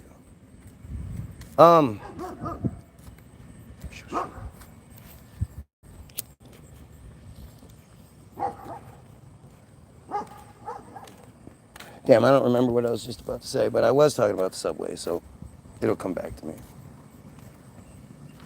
But just think about what you think it looked like back then. And like I say, look up any footage you can find of old New York, and you'll see buildings, and you'll see, oh, the paintings thing. You have to retrain your brain. You have to teach yourself how to not focus on the thing you're supposed to focus on. Don't just focus on the foreground. Focus on the background. Do this with all the footage. Do this with old liberation footage, Nazi liberation footage, or any Nazi camp footage. You'll be surprised what you don't see in the background, which is nothing. You don't see anything in the background. When you focus where you're supposed to focus, oh, look how sad those still fat people are. How are they so fat? Oh well. How come in all the liberation footage, not one person is smiling? They just all have Stockholm syndrome, and they're all just sad about being liberated from these camps. Not one piece of footage you'll ever see shows somebody like, yes, free, we're free, free at last, we're free at last. Not one piece of footage shows anybody celebrating the liberation, nothing. They're all, clump. They're all sad. Every single one of them, every single time.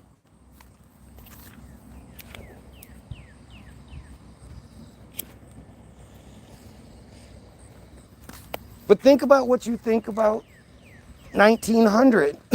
What do you think the world looked like? What vehicles did we have? What communication systems did we have? What tools did we have?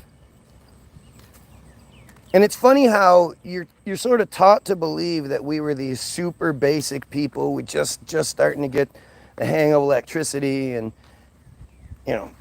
cars are just now getting invented and all that. But then you know, if you look at the paintings, if you look at whatever, and you look at the backgrounds, and you see that buildings that shouldn't exist have always existed. And there's never any explanation as to how. When it comes to the pyramids, the accepted explanation is,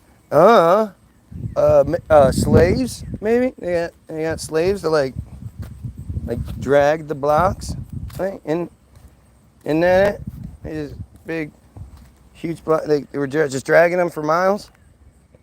The slaves. And people just go, oh, okay. Hey, how did they make Machu Picchu? Fuck, man, your guess is as good as mine. That shit don't make no sense. Next. That's literally how it works. You always wondered that too. Exists when people were dumb and hardly knew how to build. Right? Apparently, they all knew how to build, and they all knew how to build in the same way. What you'll find is so many times,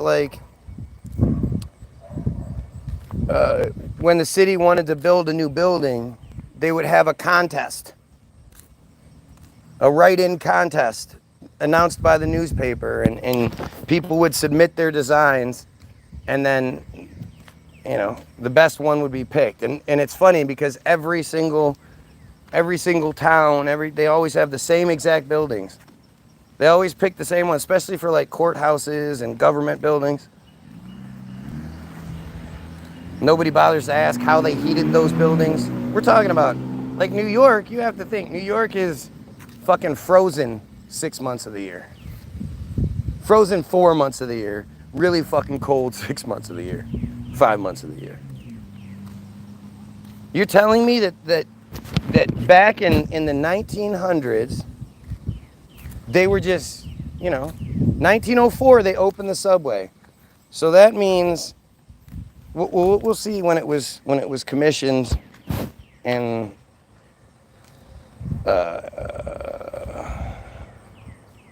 okay, operation began October 27, 1904, 120 years ago.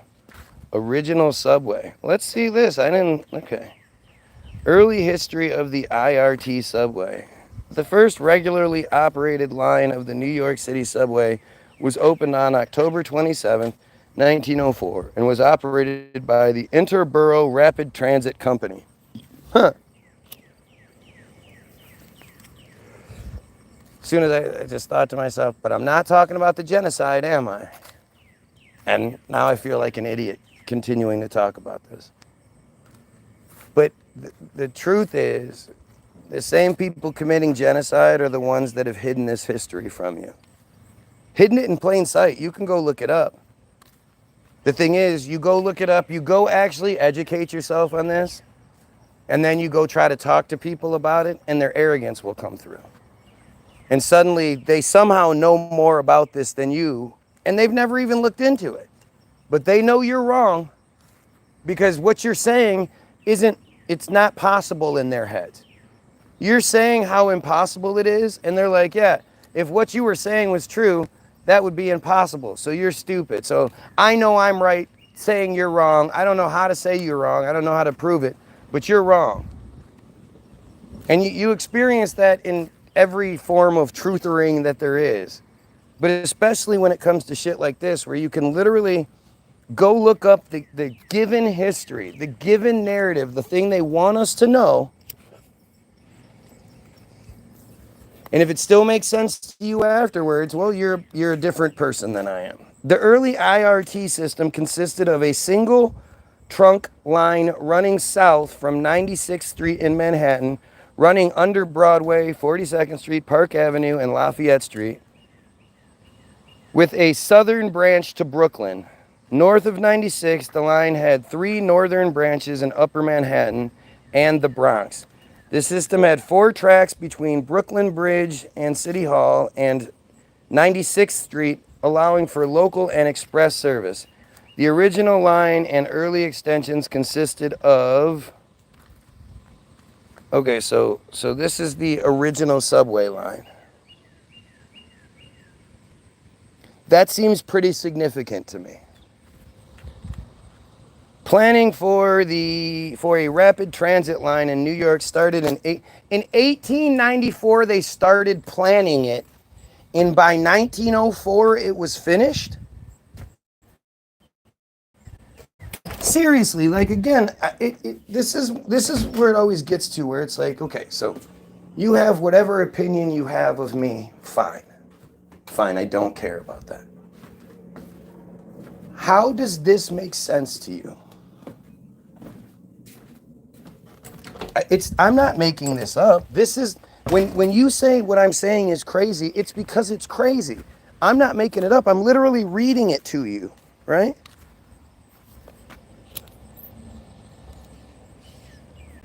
So you tell me how in 1894,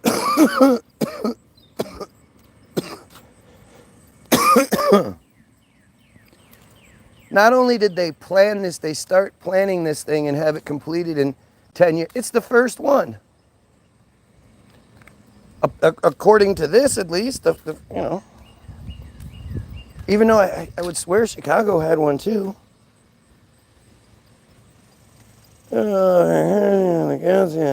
Jesus Christ.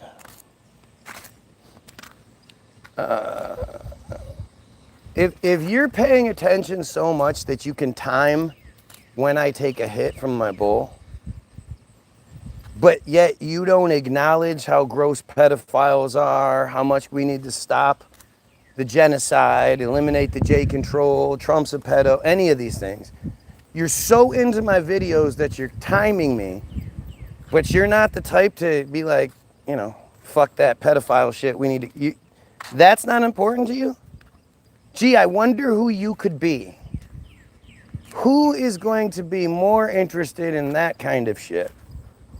I guess I'm just crazy, right? You should time my blinking next because you're so obsessed with me. Planning for the Rapid Transit started in 1894 with the enactment of the Rapid Transit Act. The plans were drawn up by a team of engineers led by William Barclay Parsons, chief engineer of the Rapid Transit Commission. Chief engineer William Barclay Parsons. I bet he's looking this way.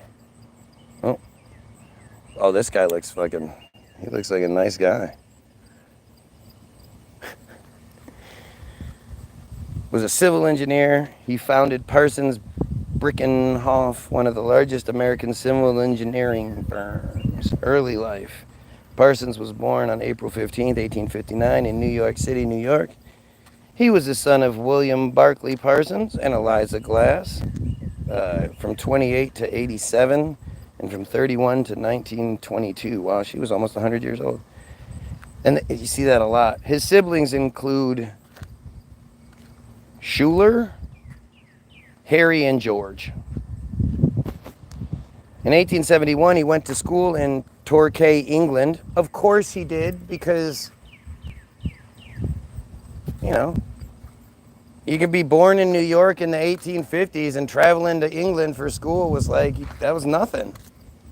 He just went to school in England. He was born in 59 in April, so mid 59, and in 71. So 60 to 70. What? He was 11? When he was 11 years old, he went to school and wait. I feel like I'm getting that wrong. I'm not getting that wrong.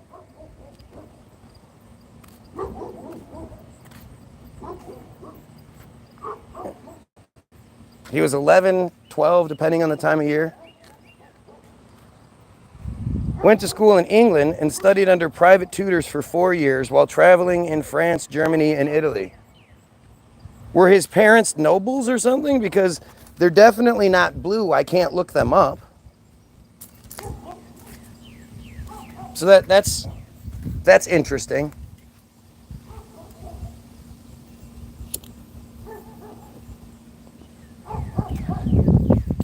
"11, 12-year-old kid traveling around." All right, he received a bachelor degree from Columbia College of Columbia University in 1879. So, not 8 years later, so he's 20 years old. 20 years old, he has his bachelor. And a second from Columbia School of Mines in 1882, 3 years later. He served as class president and president of the Philoxian Society, and he co-founded the Columbia Daily Spectator in of course he did. In 1877, he later served as chairman of the university's board of trustees. What is the Philoxian Society? The Philoxian Society. Oh, is this? That's their symbol. Of course, he founded a fraternity of some sort. Of Columbia University is one of the oldest college literary and debate societies in the United States and the oldest student group at Columbia. Founded in 1802. Wait a minute. Class president and president of... And it's saying he co-founded I got my shit mixed up there. Co-founded, the society traces its roots to a collegiate literary society founded in the 1770s by Alexander Hamilton, then a student at Columbia College, and was officially established by Hamilton's son, James Alexander Hamilton, Columbia College class 1805. Known to members as Philo, has been called the oldest thing at Columbia except for the college itself, and has been an integral part of Columbia from the beginning, providing the institution with its distinctive color, Philoxian blue, along with white from her long dispatched rival, the Pythagorean Society, I guess. What? See what I mean? Like, it's so hard to actually just look regular shit up because it just keeps sending you down these holes. And remember, this is the shit that they want us to know, right? This is...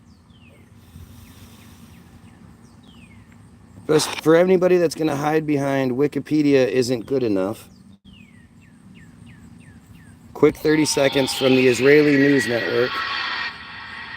Moetzet Yesh, in conjunction with My Israel, has arranged Instruction Day for wiki editors. The goal of the day is to teach people how to edit in Wikipedia, which is the #1 source of information today in the world. As as a way of example, if someone searches the Gaza flotilla, we want to be there. We want to be the guys who influence what is written there, how it's written, and to ensure that it's balanced and Zionist in nature. I came here to learn. Seriously, every time I hear that, like, I don't get, like, I was just thinking about it right now, how every single word he says is significant in that 30 seconds. That is literally one of the most significant interviews ever done, and none of you have ever heard, unless you've been here. Oh wait, no, you know what? I got this from Candace. Candace showed this in one of her clips, and I was just shocked by it, and then I had to go see for myself. But the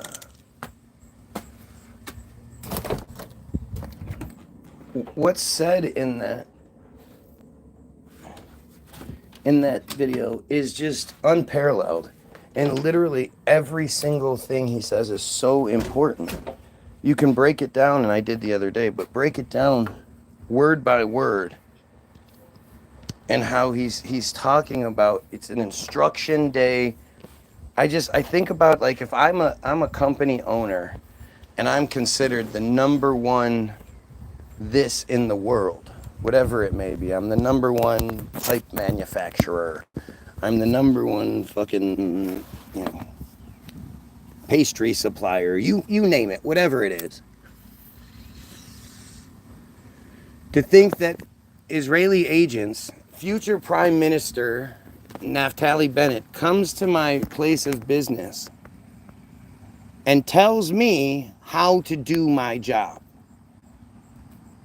You're going to have an instruction day to tell me, the number one pastry maker in the world, how to make pastries better? Who the fuck do you think you are? Why the fuck would I ever listen to you? And yet he acknowledges that Wikipedia is the number one source of information in the world, and that they are there for an instruction day for the editors. Because the editors apparently don't know how to do their job. And so there's no doubt about what he's saying. He literally gives you the example of the Gaza flotilla of all things, which is where, some ships tried to bring aid to Gaza back in 2010, were illegally boarded in international waters by Israeli militias, military, the IDF, whatever you want to call it, like the fucking soulless, disgusting IDF. They attacked them. They literally, it's like pirates attacking your ship. They're in international waters. They're flying France's flag. They're legitimate ships. And it's not like these are rickety old, like, rafts or anything like that.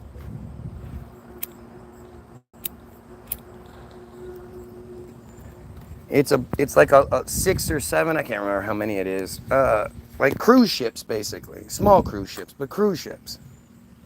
Like the kind that you would see on a riverboat ferry kind of shit.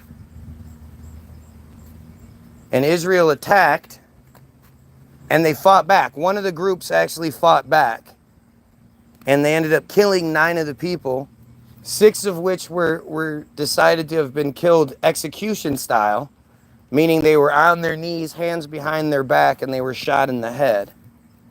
But don't worry about that part.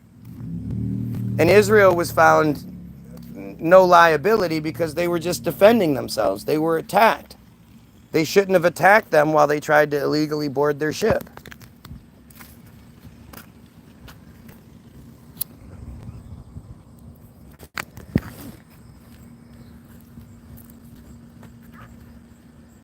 And the only reason I know that is because I took his advice and I looked up the Gaza flotilla on Wikipedia. So it's his source. It's what they want me to know. And that's what it says. Even with the Israeli spin on it, it still makes them look like monsters. Because they're stupid. They're stupid, inbred, entitled monsters who don't think that we're smart enough to catch on. And even if we do, they've programmed the majority of us to attack those that do. So they're just not worried about it. They can literally put it out there for all of us to see it, and they don't give a shit. They know that you're going to be mad because somebody smokes and you don't, because somebody's gay and you're not, because somebody's brown or black or white. You know, they've programmed us to hate each other so much. Well, that's a female, that's a male, you know. You're gay, you're trans, you're this, that, like you're Asian, you're Arabic. Ooh. Like we've been so well programmed to hate each other, while they are this really well-oiled machine that completely takes advantage of it. They don't look at us all as different groups. We're all just one dumb goyim. And that's how they see all of us. And that's all they'll ever see us as.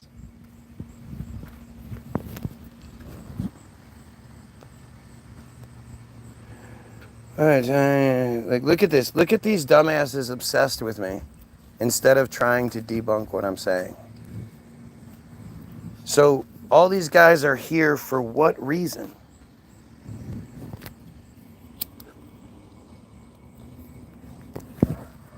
I would think when it gets to the point where I'm talking about pedophiles and I'm talking about the Israeli control scheme and the J control scheme and this, that, and the other, like these are pretty strong things. These are controversial things. These are things that everybody has some sort of opinion on one way or another. And yet instead of acknowledging at the very least that what I'm saying is correct, we do need to stop these horrible things. These guys want to talk about me smoking. They want to talk about if you're, Y-O-U-R, still stuck on religious hate over the next 4 years, you're, Y-O-U-R, going to spend eternity separated from God. I'm not going to waste my energy trying to convince you that's between you and the good Father. See, again, your typical average Christian who says shit like that and then either runs away like a coward or will just continue saying dumb shit, but can't actually have the conversation and doesn't even, like, you're charged with doing that shit. You're supposed to find people like me and convince me of otherwise. You're supposed to be able to handle objections in any situation where, you know, you believe one thing and somebody else believes another. You should at least be able to try to handle objections. If what you believe in is the truth, then you should be filled with those types of objections. You should be filled with examples of what you're talking about, so you don't even have to have a difficult fight. You know, you should have a whole bunch of shit where I'm just like, yeah, well, you know what? I can't explain. Well, I can't explain that. Well, that's just nuts. Yeah, it must be God. That's the only way that makes sense. Give me some examples of it. Give me some sort of reason why you believe this shit other than because you were told to. I guarantee you have nothing. Jesus was condemned for calling out the vipers in the temple and stopping the blah, blah, blah, blah, blah, blah, blah. Their evil actions for theft through taxing to pray. Man, you guys are dumb. Schizo, yep, we're making tons of money being schizo. There's that talking point. I went through thousands of streams, and this is by far the best one, guys. Cherish these people. There's nothing more entertaining than somebody thinking we should kill pedos. We should stop being J slaves. That makes a lot of sense. I have no religion. I have Jesus. How can people say such stupid things? Like, that shit's just, it's always so fascinating to me. When people try to say dumb shit like that, you know? Well, where do you think your Jesus came from? Did you think you just discovered that on your own? You were just walking through the woods one day and you were like, oh, the Bible, boo, and just made a Bible and... No, dude, you believe what you were told to believe. Because you're not smart enough to ask simple questions. It's weird. You're not smart enough to ask or answer questions. but you believe it.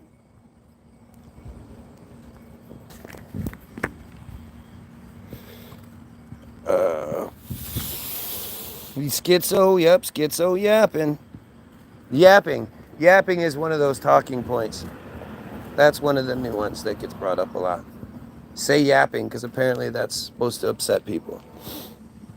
When you have the truth, you have the truth. It's not my place to convince you. Yeah, but it's your place to come on here and say this part. You're like, I have this glass of water. I know you're thirsty and you're asking for some water. It's right here. I could give it to you, but you have to figure out how to get the water. Like, it's just such stupid. Why are you even talking then? If it's, you don't have any need to convince me and blah blah, and I'm wrong too. Never mind the fact that I'm wrong. You just you feel enough of a need to tell me that you don't have a need to tell me. That is fucking interesting.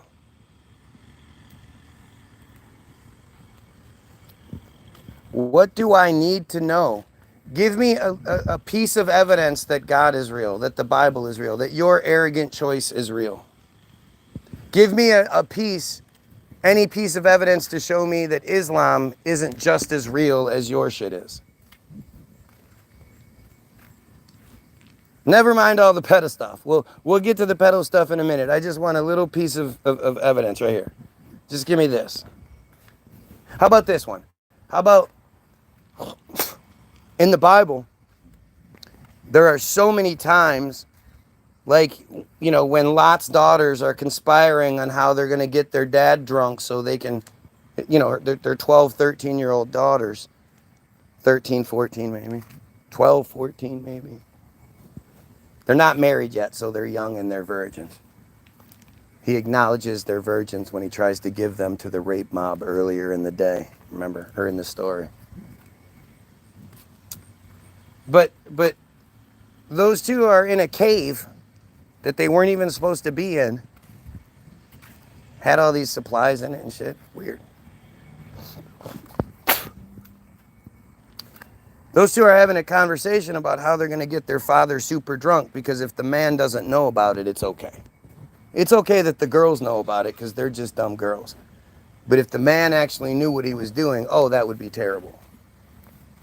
So as long as they get their father super drunk, this 90-plus-year-old man, they get him super drunk when he has sex with them, because, that 90-year-old dick, when you're so drunk you don't remember banging your daughter.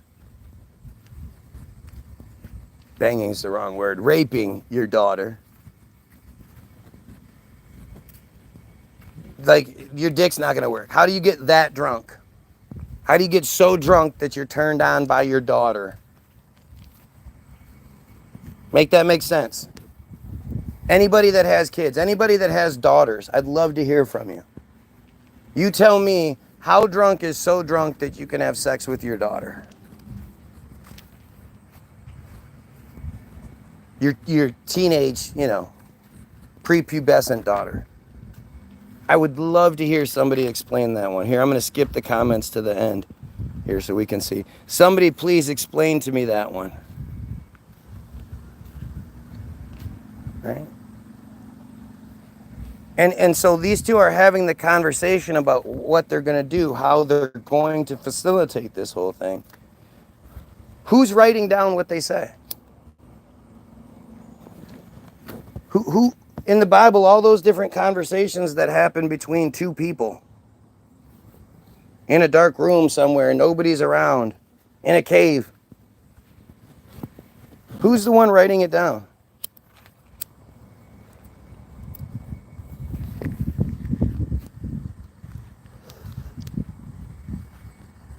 Anybody going to answer that one? You said, what do you want to know, brother? What do you want to know, brother? Tell me. Who's the one keeping all the notes?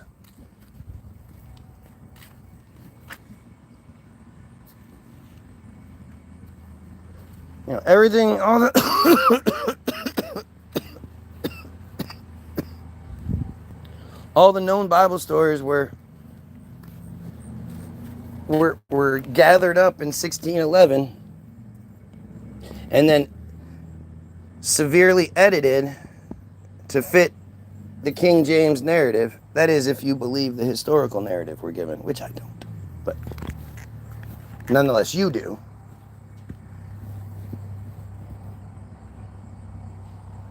So if that's the case, is this doofus gonna stop by? I think he is. Shit. God damn it. I'll be white black.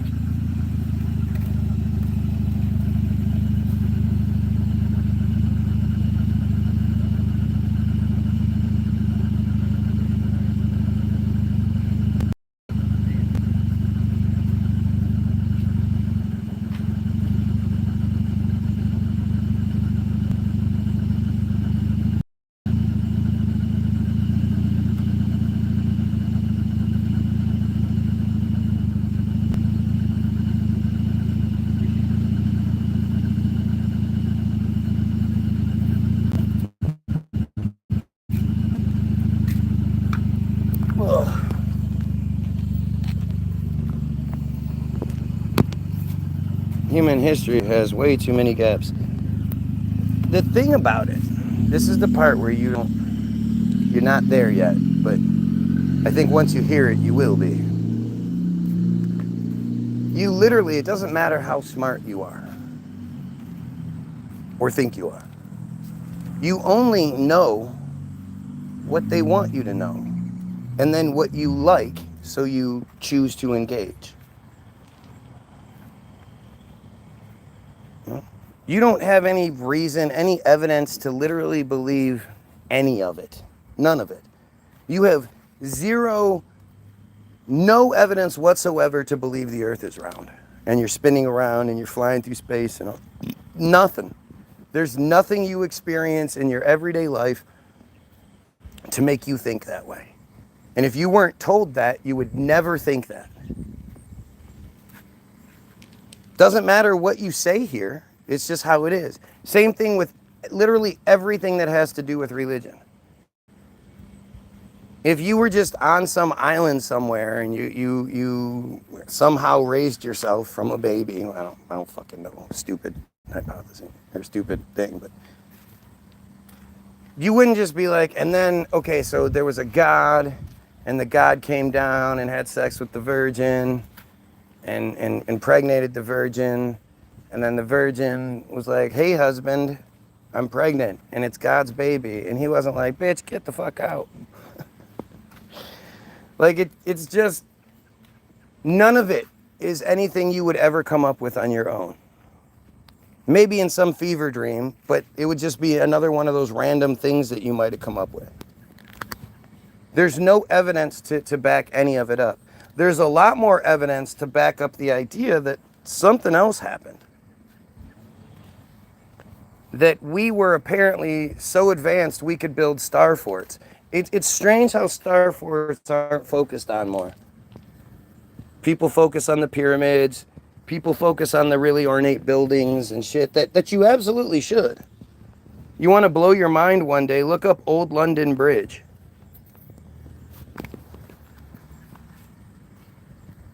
But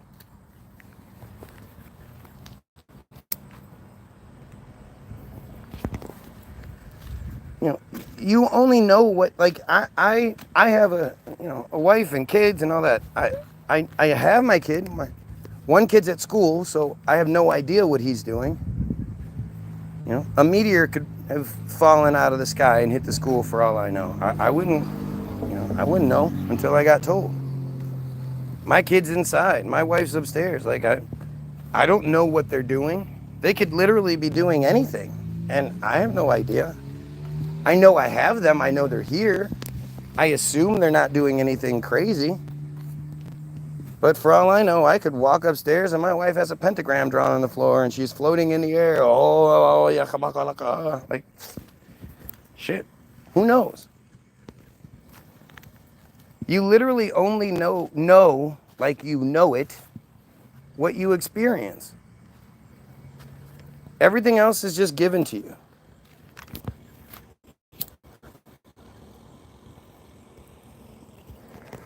And the things that are given to you, if like Allah, if you have to like pledge allegiance to the thing and you have to overlook a lot of horrible things that the thing tells you, find something else. Why? It's 2025. Why aren't we taking all of the religions that exist, all of the philosophies that we know of, all of the everything ways of thinking, putting them all together, sifting them out, finding all the best parts, and then creating just one world homogeneous, being that is working towards the same goal, which is the benefit of humanity? Why don't we do that? Why do so many people see that shit happening right in front of their eyes and not think anything of it? You'll go to an air show and literally watch as specially outfitted planes leave fucking marks in the sky, because normally planes don't do that. But when it's happening right above you, and it's supposed to be a clear day, and then suddenly there's all these, it's nothing. And then if you do bring it up to somebody and they go, oh, you're a conspiracy theorist, you go, oh shit, I don't want to say that. I don't want you thinking that. Oh, I was just asking.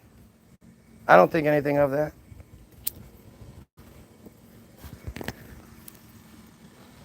I know for a fact that all planes don't do that. Not even on the same day. Not at the same time. You'll see lots of planes on days where they're streaking it that aren't leaving streaks. I know that doesn't make any sense for what I'm told, from what I experience in my life. And that's about it. I know when I try to look it up, it's presented to me as this fallacy. If you look up chemtrails, the thing that pops up first is the Wikipedia entry. It says chemtrail conspiracy theory. The first sentence is the erroneous chemtrail conspiracy, blah, blah, blah.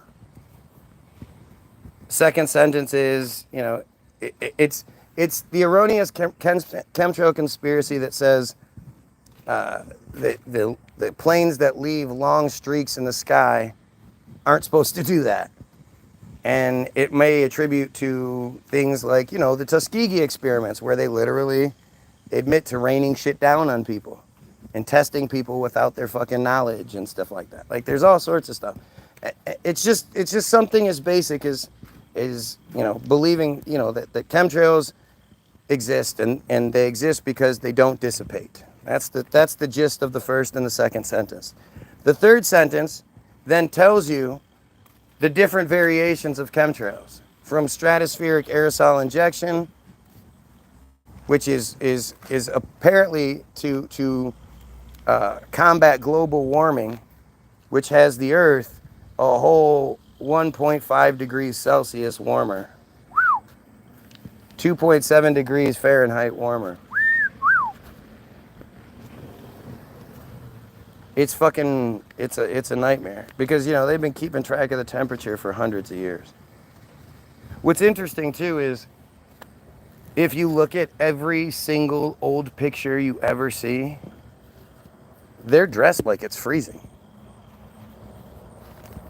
And they're not all like sweaty and shit. But the men are dressed, even when they're being leisurely. They still have on a button-up shirt. You don't see people in shorts. You don't see people, anything like people say, oh, it's modesty. Yeah, fuck modesty. It's 90 degrees out. 90 degrees in humidity, and humid as fuck. You're not gonna wear like the women in their big giant dresses with their gloves on and their boots and their lace umbrellas and shit like that.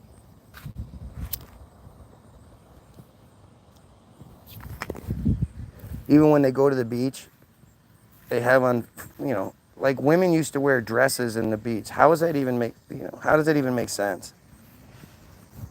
To swim with some sort of wet cloth hanging from you? It's just stupid. especially if they're, you know, riptides and shit like that.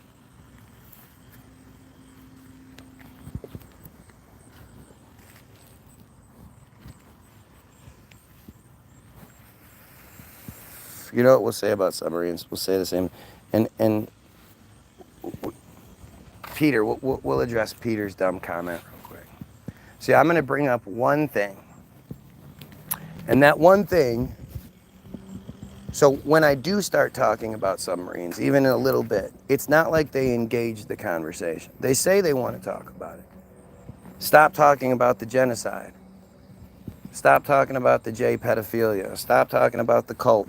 Stop talking about how, you know, they run everything, they control everything. Stop it. Talk about this. Okay. So, I'm sure this is something you've all experienced, but my 200-pound body, if I want my 200-pound body to sit on the bottom of the water, if I go to the beach or a pool or something, my 200-pound body floats, especially with that much air inside me. Just that much air. I don't know how much you think, how much space you think worth of air takes up. How much of my body mass is now air. But worth of air keeps me floating. And I have to swim down hard to get to the bottom.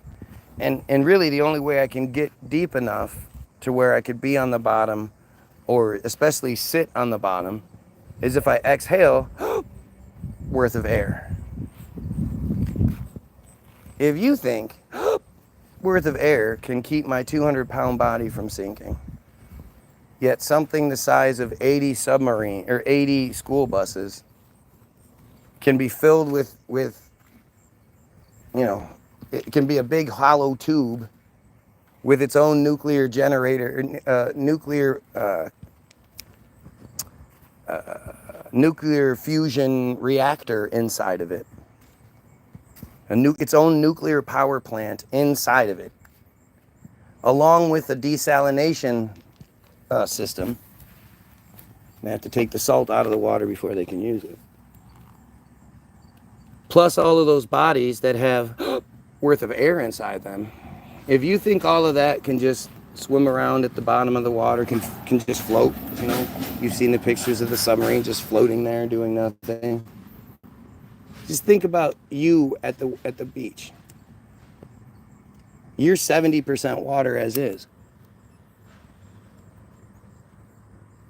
That's what they tell you, right? Humans are 70% water. So 70% water with worth of air, and you float. You can literally float on the top of the water. Takes a little effort, but especially if you have some fat on you, you're gonna just float. But hey, ballast tanks, right? Ballast tanks that fill the submarine's total mass, you know, maybe 5% of the sub's total mass is filled with water. So that means it can go in and out. And when they want to, they press the water out with the ample supply of air that's inside there. Like to fill that capacity, to, you know, that ballast tank, if you empty that ballast tank, which would make a bunch of bubbles. But if you empty that ballast tank of water, that air has to come from somewhere. So it's just this endless supply of air inside this tube full of bodies that are breathing worth of air. It's all floating around, just it's no big deal.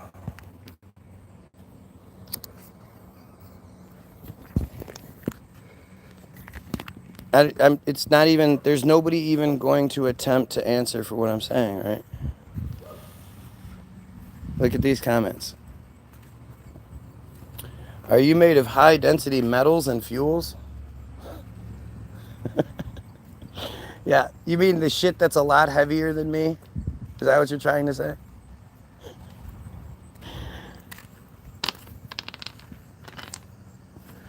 So you're not going to address just the simple idea of it. We're talking about ratio and space here and just, density. Doesn't matter the space, the weight that we're talking about. And if you're saying that weight is what's keeping it down, well then how does it lift up?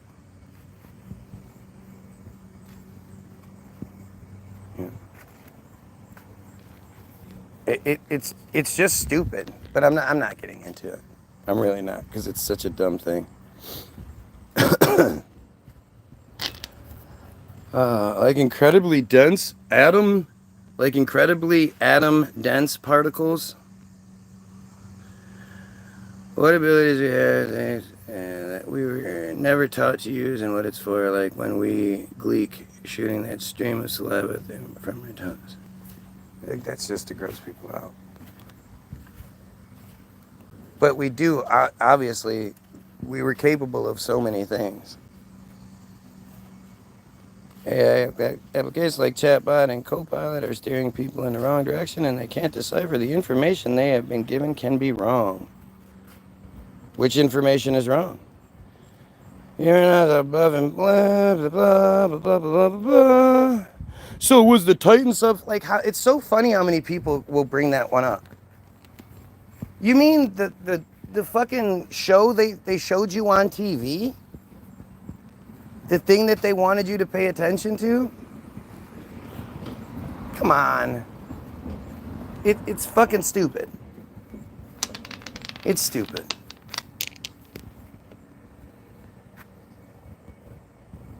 Just because you don't understand something, yep, that's what it is.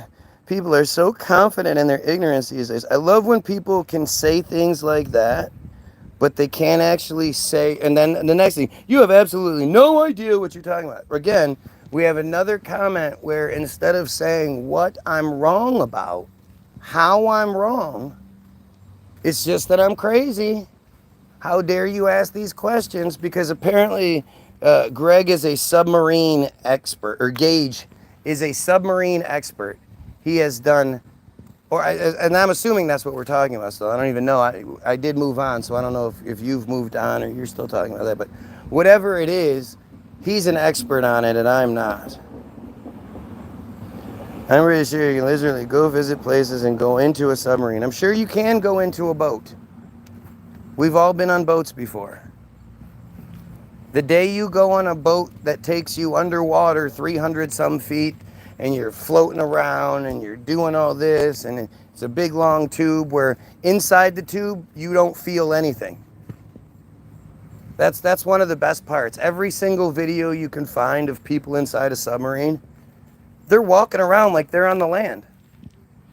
There's no, they're not affected at all by the movement that they experience. And there was this one video that was easy to find. I couldn't find it the last time I was looking for it. I've shown you guys many times though early on. Where they're supposedly in like the crow's nest, which is just below the top part. You know, the thing sticking out. They're like just below, that's like the cockpit. And up above that is like a bunch of important sensitive equipment. So it shows the inside of the cockpit. And for some reason, there's like 8 people standing there. There's the 3 guys that are like piloting things, I guess. And then there's a whole bunch of other guys like just standing there, arms folded, not doing shit. For some reason, I guess because the camera's there. I don't know. They're not very busy. And they're doing a demonstration of them breaking through the ice. They're supposedly showing what it looks like to break through the ice. And on the small screen at the bottom, there's like an Atari graphics example of the submarine showing the top of the ice, the submarine down here. They're 100 feet below the surface. They're going to ascend at 10 feet per second and crash through the ice. As they do it, Again, there's no movement. These guys are ascending at 10 feet per second, which I guess doesn't affect them at all. I'm not really sure. But they're ascending at 10 feet per second, and they end up smashing through what is like 4, 5 feet thick ice. Like, it's thick as fuck ice. With the fucking top of the submarine, because that would make so much sense, right? Where all the equipment is and all that shit. You bust through with that part. And they not one of them moves. They supposedly bust through some ice, and not one of them moves. And this goes to all you laws of physics say this, the law. That's not how things work. If you're inside a car and there's even the slightest movement, you feel it. If you're inside of an airplane and you hit even the slightest turbulence, you actually feel that you're in an airplane. You do feel the movement a little bit. It feels weird when you're walking. It's not normal walking. There's a weird feeling to it. Oh, Jesus Christ. If you're on a boat, you literally, you feel every nook and cranny. Apparently on a submarine you don't. And that's just silly to me. But again, look at me. I'm sitting here talking about something that no matter what I say, the clowns in the comments won't address any of it, right? And they won't address the things that I'm pointing out. This is just a distraction to keep us from talking about the Jays. That's the big deal. That's the thing they don't want us talking about. And that leads into the genocide, and that leads into the pedophilia, and that leads into all of these things.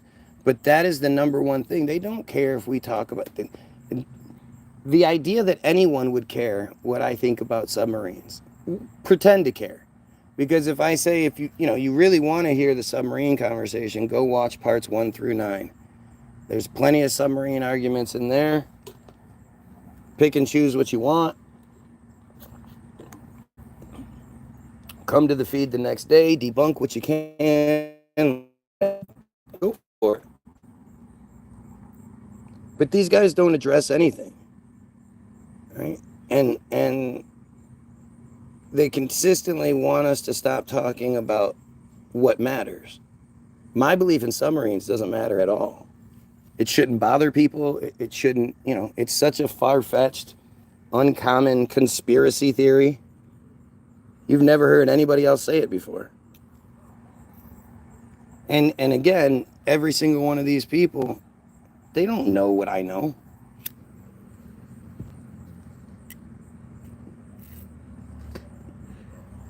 Yesterday we talked about Cornelius Drebbel, who should be one of the most famous people from history. Like, if not the most famous person from history. He makes Ben Franklin look like Ben Dover. That was funny. But this guy, according to the official narrative that we are given, Cornelius Drebbel could make it thunder and lightning on command. That's a lofty fucking claim. I've never heard anyone else be said to have that ability.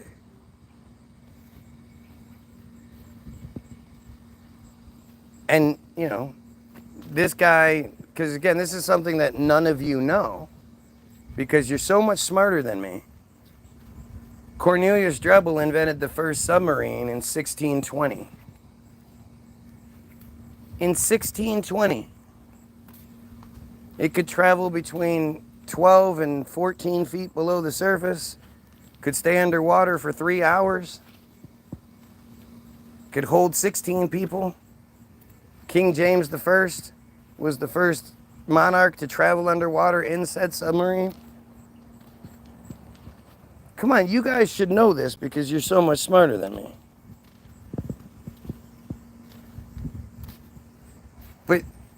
you know, none of you fucking know this shit. People can see seed clouds. It's not a crazy theory. It's as easy as like it's dropping shit out of a plane. I bet they've been able to drop shit out of planes since they've been able to fly planes.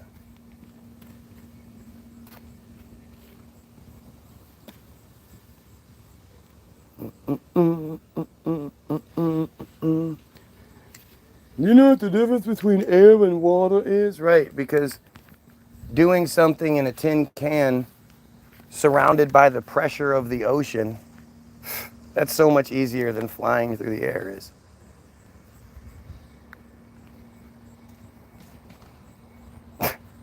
It's so stupid what people think, what people say, man. We've been made to be so stupid and defend that stupidity.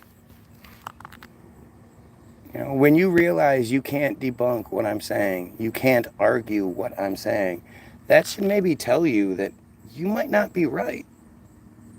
If I'm wrong, you should be able to easily point to me being wrong and how I'm wrong. But this is the shit that you guys do, right? No, boat goes overways through the air and land. Yeah, okay. Yeah, so being underwater means you don't feel any of the movement. Gotcha. That makes, that just makes sense. I just didn't realize when you're underwater, you don't feel things. You don't feel movement. Totally makes sense. Oh, so stupid. I'd say, you know, let's go prove that, but that's not even something you can prove, right? You can't make something that you could get inside of and then have somebody and have it go under and then have somebody pull. You would have such a hard time making it.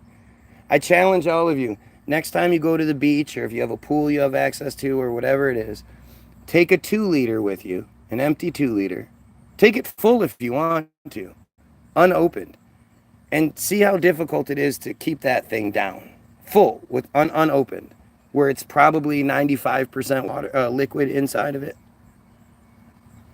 But then when you empty it out and you put the cap back on it, see how easy it is to swim that 2-liter down to the bottom of the pool or the lake or whatever you're at. Especially if you know of a really deep part. See how far you can swim that thing down. See how well you can hold it down.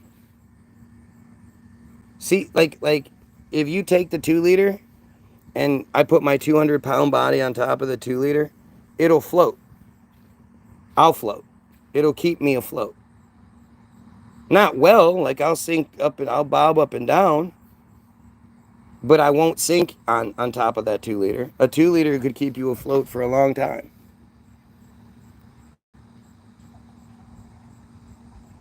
But that's just crazy, right? Think about when you take that 2-liter and then you let it go. Without all the force you have holding it down, you let it go. See how easy it is to keep that thing. How much pressure it takes to keep that 2-liter down low. Oh, it's got lots of weight on it. Doesn't fucking matter. Again, think about your body size compared to the 2-liter. If you're sitting on that 2-liter and you're holding it like clutched to your chest, you're not going to sink down to the bottom of the water. It's not going to happen. It'll never happen.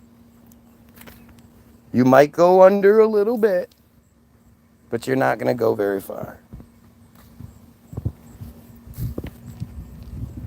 But this is the thing, like it's a shame that I decided to title my show this. But it's great at the same time, no doubt. But like I said, if people actually wanted to have the conversation about it, that would be one thing. It's always amazing to me how people can see that it's the title and then it says part whatever it is. This one even says something crazy like Christians are devil worshippers. And yet instead people are like, no, but I just want to talk about your belief in submarines. I'm really, really concerned and I really, really care about your belief in submarines. Never mind all that pedophilia stuff. Never mind all that religious control. Never mind the genocide that's happening. Never mind the Jays controlling everything. Never mind any of that stuff. I'm really concerned about you believing in submarines. Okay? Is there anything we can do? Can I give you some help here? All those other things don't matter. We really need you to believe in submarines.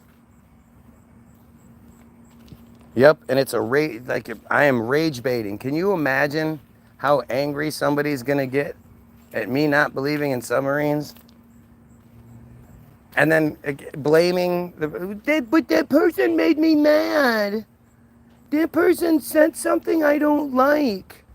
And then I had to click on it, and then I had to watch it for hours, and then I had to come back day after day. They were rage baiting me. Come on. I was rage baited.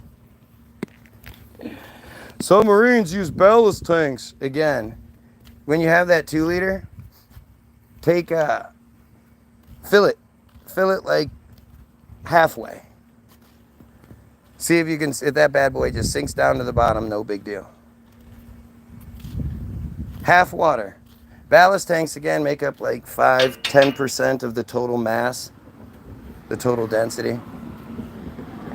And then just the idea of okay, so does the submarine suck in and pull out water into the ballast tanks as it rises up and down underwater? Is that what you're saying? While also calculating the pressure inside to keep it from exploding or imploding at that exact right pressure. It's adding pressure somehow. It has a pressure adding machine, while also pushing out water and sucking it in as they need to rise and fall. Because the submarine, like you've seen The Hunt for Red October, right?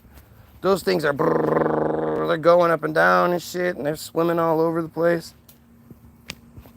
So that must mean the ballast tanks are slowly, or are rapidly filling and pushing out water, even though you don't see the bubbles constantly will be coming out all over.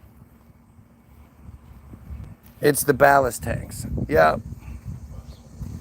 It's funny, when they give you a stupid answer, it makes you stupid. You don't realize it. You might be a smart person who's thought, hey, I'm going to look into this. This is interesting to me, whatever. You know. You might be smart and somebody can give you a puzzle and you figure out the puzzle right away. You might be one of those smart people. But when you're saying dumb shit, it makes you dumb, and you just you don't want it. I know you don't want it.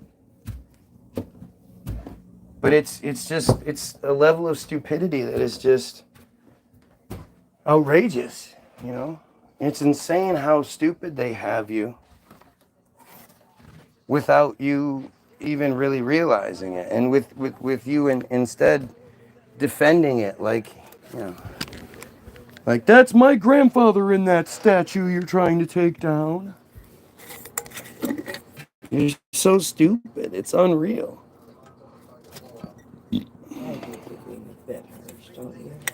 I think, again, it's not harsh. I'm saying you've been made to be stupid. You might not be, but you are by default. By thinking you're smart because you can regurgitate a bunch of nonsense bullshit. Well, they told me I was the best at regurgitating. Well, there is something I've had enough of trying. regurgitation. Somebody says, I've had enough of trying to explain science to somebody who doesn't understand. Isn't that what science is? Yep. Look at, dude's got to be a Democrat because, again, you can't make any arguments against what I'm saying, and you're a dumbass Republican, so I must be a dumbass Democrat. Funny how that works. This is so interesting to see these weird attempts. Again, instead of just simply telling me what I'm wrong about and how I'm wrong about those things, it's just stupid shit. We've made then they hide behind it. They pretend like, oh, well, they've said it. They can crush what I'm saying at any point, but they've said it before, so they're not going to say it again. Instead of just repeating this great argument you made, you do this instead, right?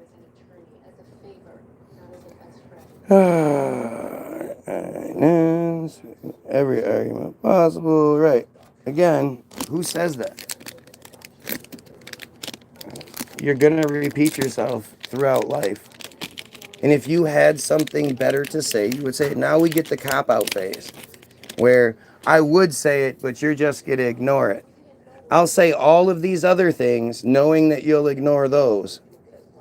But the actual truth, you know, why I'm here, what motivates me, what you're wrong about, blah, blah, blah. What makes me constantly try to get you to stop talking about killing pedos and talk about other things? I'm going to tell you why I'm that way. That'll never, ever happen on here. It's interesting, isn't it? And to me, I can make sense of it because it's Israeli tech. It's Israeli tech in multiple ways. You know, it's either the bots or it's the video game aspect of Act.io, where they've made trolling the video game. Let's see. Yeah, made it. Now I'm just on drugs. First it was they made every argument possible. Now I'm on drugs. Are you? You shouldn't use words they understand. Chiefly science. Yep, don't understand science. Have you ever looked up the science that explains the process of engineering? Nope, I just fucking came up with this all by myself. I haven't said to you repeatedly, go watch the first 9 parts where we actually debunk the shit out of submarines. I haven't brought up a bunch of shit already. Nope, it's not that. I'm just making it up as I go. One day I was just like, hey, submarines aren't real from now on. I don't know why. I don't have any arguments. I'm not looking that shit up. But remember that? Remember that day? And you were like, sweetheart, you can't be doing that. And I was like, shut up. And I hit you. Remember? Because I was hitting you. I think I was already hitting you for something that day, right? Always. Mom.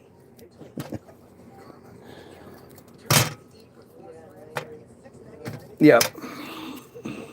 But look at this. Isn't it funny how, again, not one argument is why I'm wrong about something. It's just more and more pay attention to me shit. Oh, so I guess engineers have no clue what they're talking about. You can't express any of it. You can't explain any of it yourself. But yeah, engineers, man.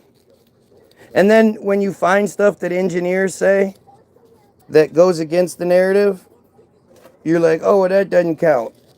Like the thousands of architects and engineers and all that are calling for a new 9/11 investigation. They're all wrong too. You'd have to believe they're wrong, right?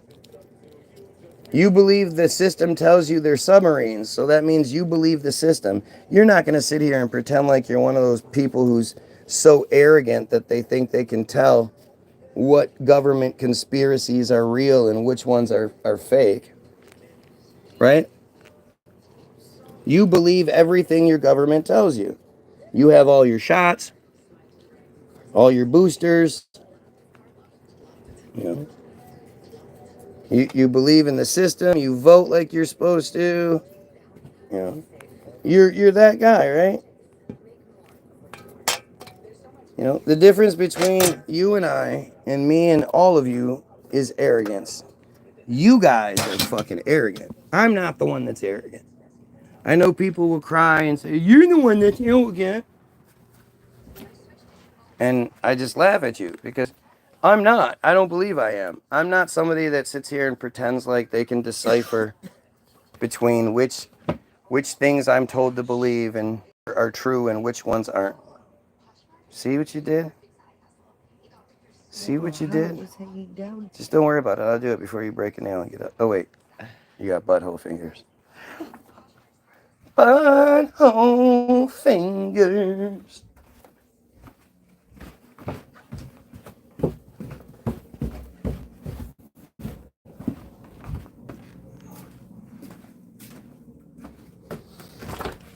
Why would the government lie about submarines? They lie about everything. Submarines remind you you're always under guard. Think about the movie Life. You ever seen the movie Life with Eddie Murphy and Martin Lawrence? They're in 1900s time, and they go to prison for bootlegging. Remember that movie? And Hoppin' Bob, the warden is doing his welcome speech. He said, "We ain't got no fences here. Camp 8. We ain't got no fences. What we got there's a gun line. Tell them about the gun line, boss." Remember the gun line? The idea that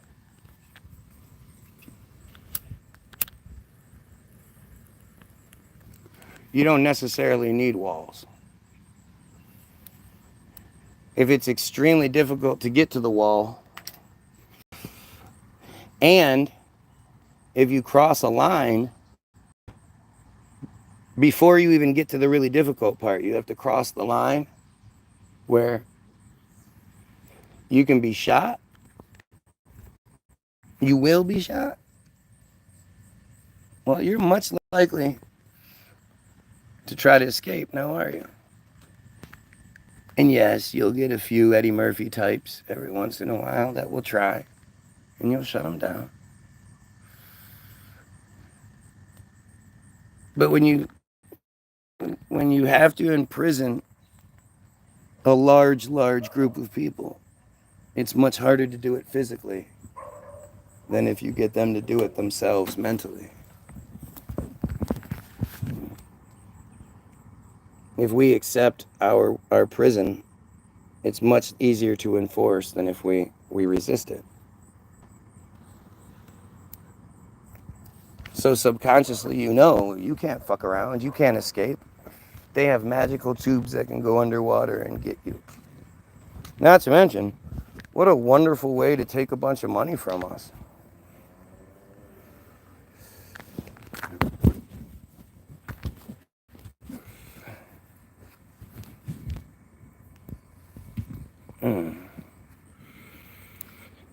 With your misunderstood narcissist. Oh, I'm misunderstood and narcissistic. That's me, the narcissist. You know somebody's a narcissist when they ask questions and they don't just believe stuff because you do. I'm so narcissistic because I don't believe the way you want me to. Gotcha. Because I ask questions that you don't ask and you can't answer. Gotcha. Have you ever been in jail before? Why, yes, I have. Huh? Yeah, it does make sense. Let it sink in. You guys want to see the gravity proof? Look at that. Oh, it's sort of falling over today. But it does stand up. See that?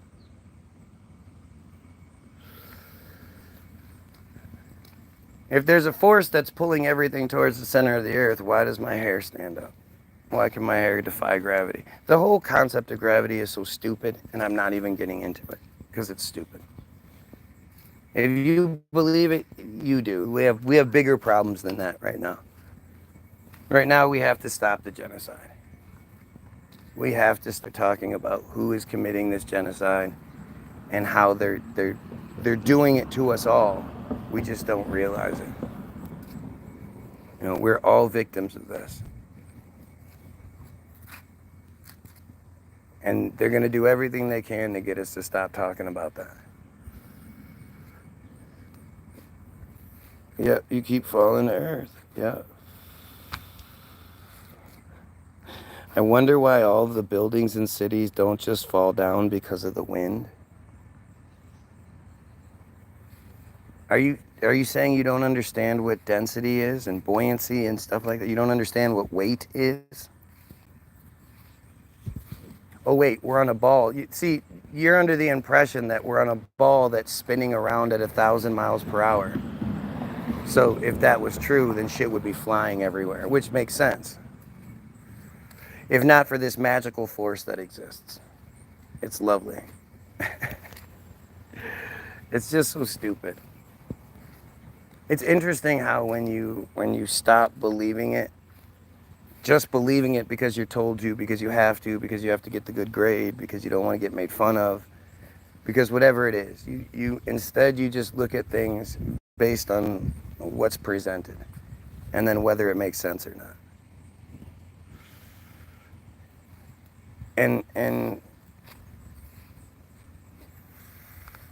you know, it changes everything when you don't have to answer to anybody, when you don't worry that your mommy's going to get mad at you because you don't believe in Jesus anymore, when you don't have to get the good grade from the professor so you can ask the questions that you maybe hinted at and he shot you down, so you sort of learned right off the bat not to ask those questions.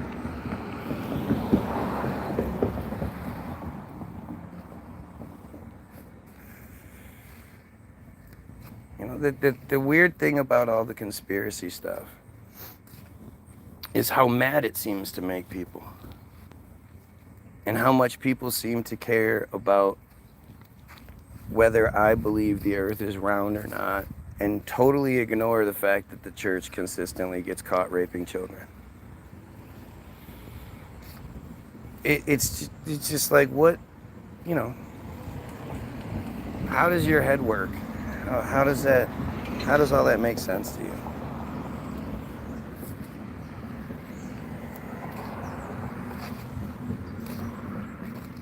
How do you ignore such a glaring obstacle, a glaring contradiction in your belief structure?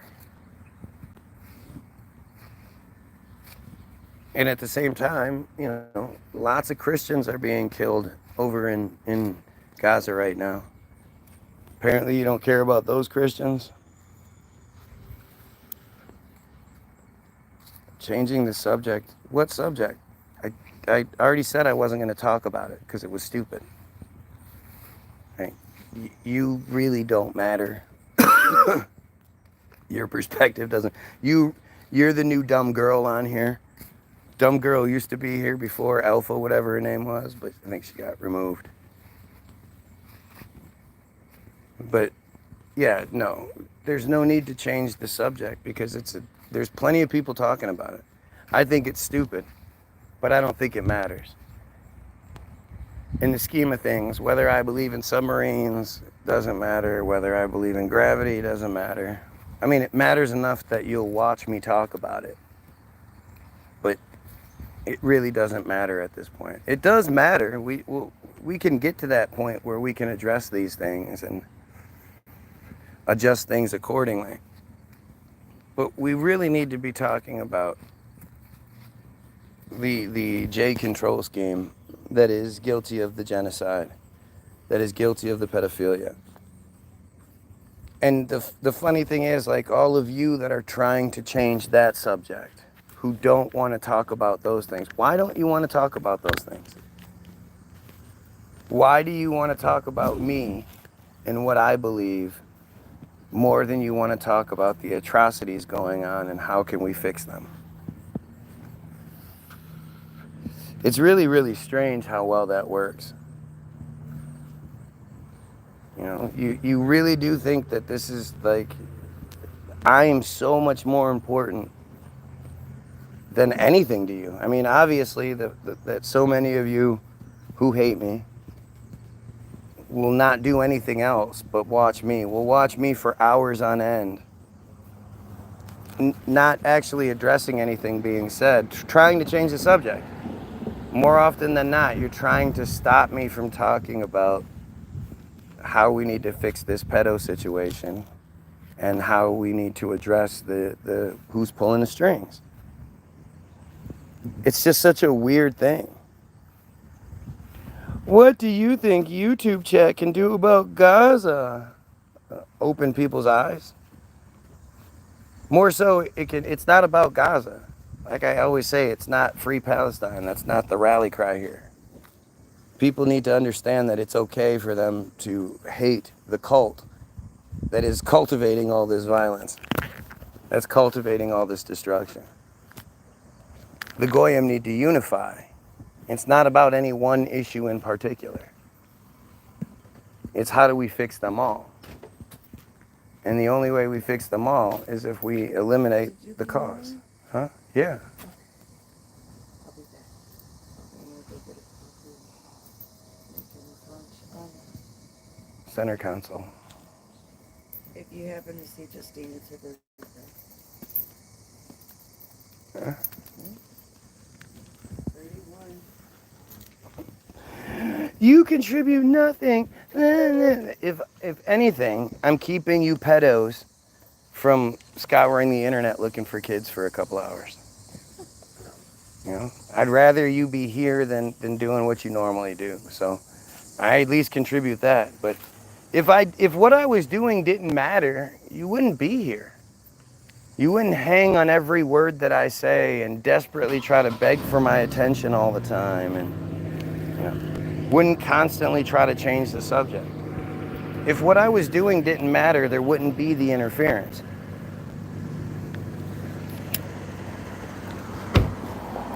Who wants to go, like, just the idea that you're going to be like, no, I'm just a troll. Okay, like, that if you really are somebody who just wants to troll people, why wouldn't you be trolling, like, newscasters and government officials and whatnot, and you know, making them, you know, turn over the Epstein files and whatever it may be? How come you guys don't come up with a little group troll thing that you can do that will you know, you go to anytime one of those guys goes live, one of those pundits goes live, or even the medium scale people, the you know, the podcasters and whatnot, and just bombard their podcasts with these things. Why don't you guys go to the Charlie Kirk podcast and just bombard his shit? You know, you support Trump. What the fuck's wrong? You support Israel. Why do you support genocide? You know, why don't you guys, if you're gonna troll, why not at least make it, like, useful? Imagine if as many people gave a shit about killing pedos as they do about, I'm trying to troll you because you're talking about killing pedos and I want you to not talk about that anymore. Like, who does that? That's just weird. And I do think people need to understand just how big the pedo problem is. I don't think people have any sort of real understanding that you know, a good portion of your neighbors, you know, you stand out in front of your house and you look around, you can see 30, 40 houses, whatever it is. I'd be willing to bet at least half have a search history that they don't want you to see. Have a file that they don't want you to see, have some sort of child exploitation materials or rape videos or something like that on their computer or on their phone. I think it's a hell of a lot more prominent than people think, which is again why there's so many, like, anonymous Trump supporters, so many fake profile Trump supporters. They don't want you to actually know who they are.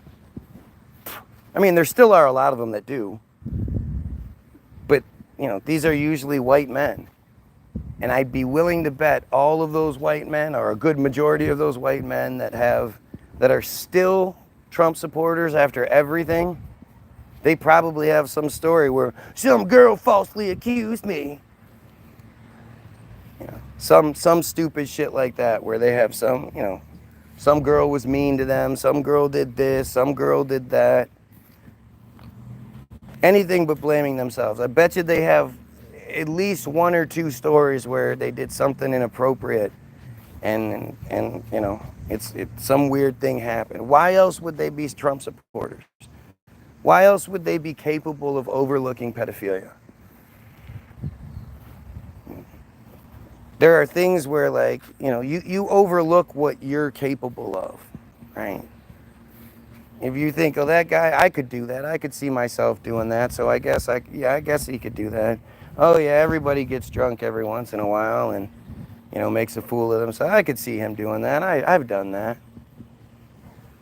But when it comes to the pedo stuff, everybody who's not a pedo goes, no, fucking kill him. There's no solution. There's no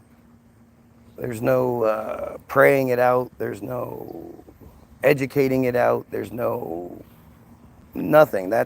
That's what they like. They could find a child attractive to begin with. That's inside. That's deep. That's not something that changes. You'll never convince me that titties aren't great. I don't care what kind of fucking gay porn videos you have me watching. Strap me down and tape my eyelids open and make me watch gay porn. I'm never gonna be like, penises sound good. Just not my thing.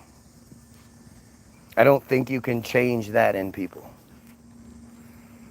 So if you can do it, if you can, I was just experimenting. No, you just got that inside you. And that's, as long as it's not hurting anyone, as long as it's not going against, fucking decency, like children, like girls who say that, I get drunk and I sometimes kiss my friends. Well, it's okay. You got some shit inside. You got some lesbo stuff. Why don't you, instead of using alcohol as your excuse, why don't you just, engage that shit and see if it works for you and go from there. Oh, well, I was in prison for 5 years. So, I wasn't gay. I was just in prison for, no, you were gay. It's okay though. It's okay. There's nothing wrong with being gay. That's the problem. And then so many people like to attach gay and pedophilia, which is fucking wrong and gross and weird. But it's like, again, look at all these people on here. They apparently are mad because I think we should kill pedos. Because we should stop the genocide and we should get rid of this J control scheme. Right? Right?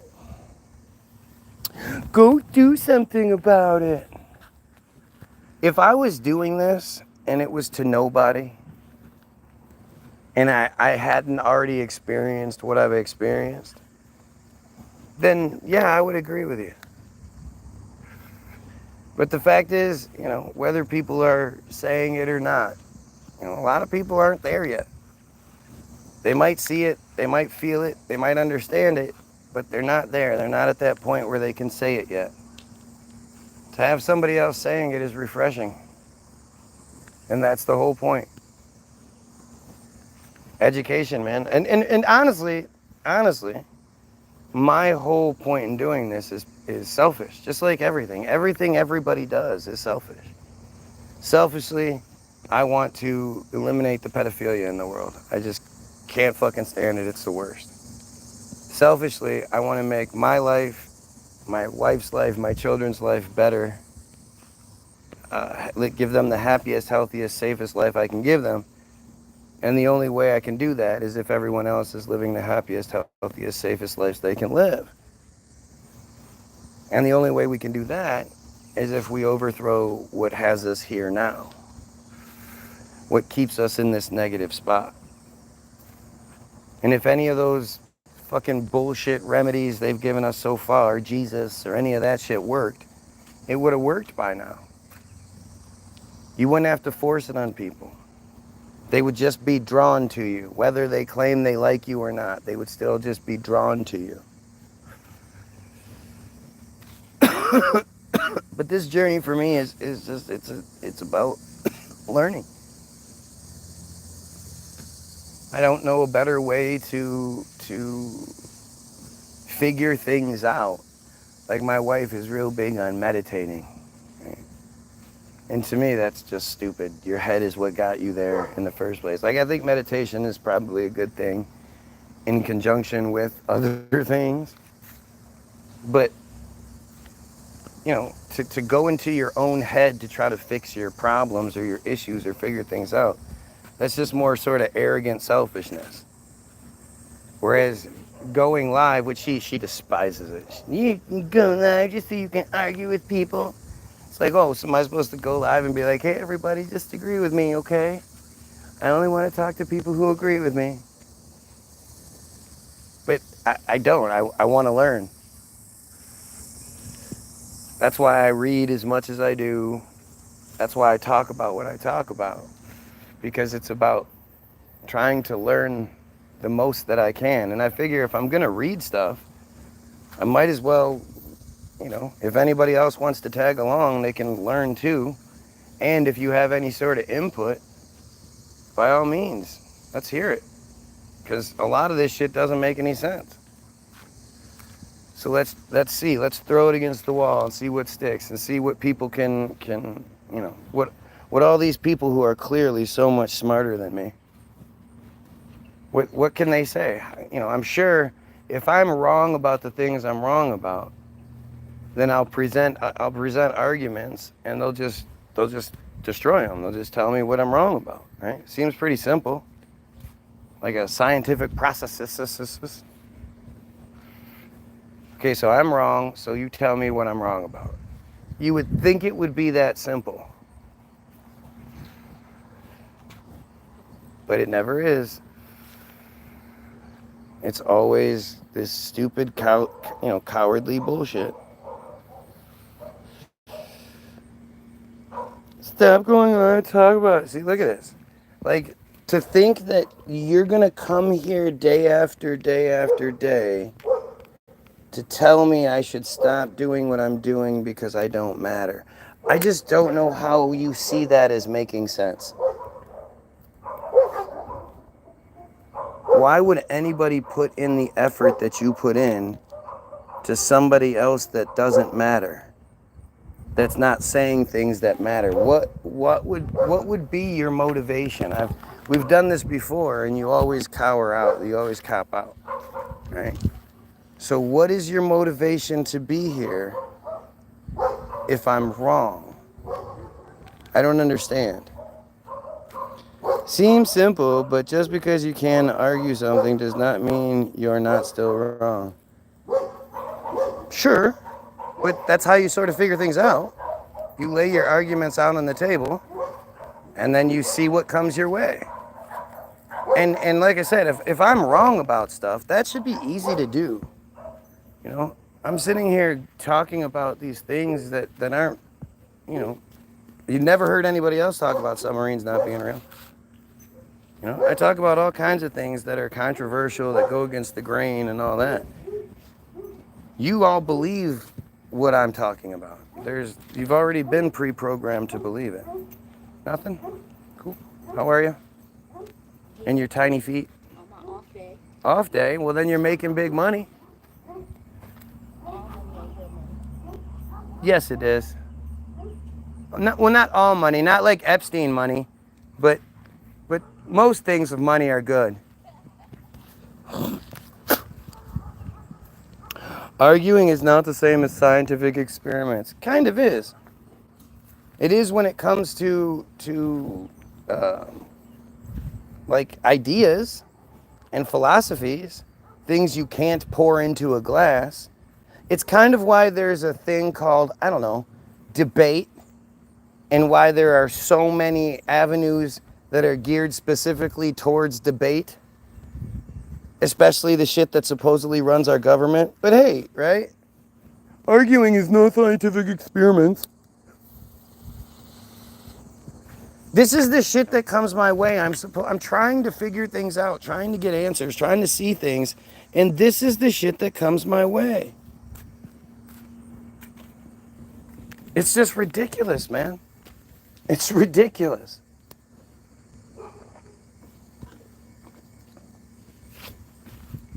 But it's you know, it's the thing that keeps us from being who we should be. That's the whole trick of it all. You know, we're supposed to be better than this. And the fact that people can't acknowledge what they're wrong about and start saying dumb shit instead, which just kills any sort of relationship that can happen, but also any sort of want to do it again in a different capacity. You know, if you end up being that person that will just say any dumb old shit to try to win the argument, even when you know you're wrong, well, then you're quickly going to become someone not worth talking to.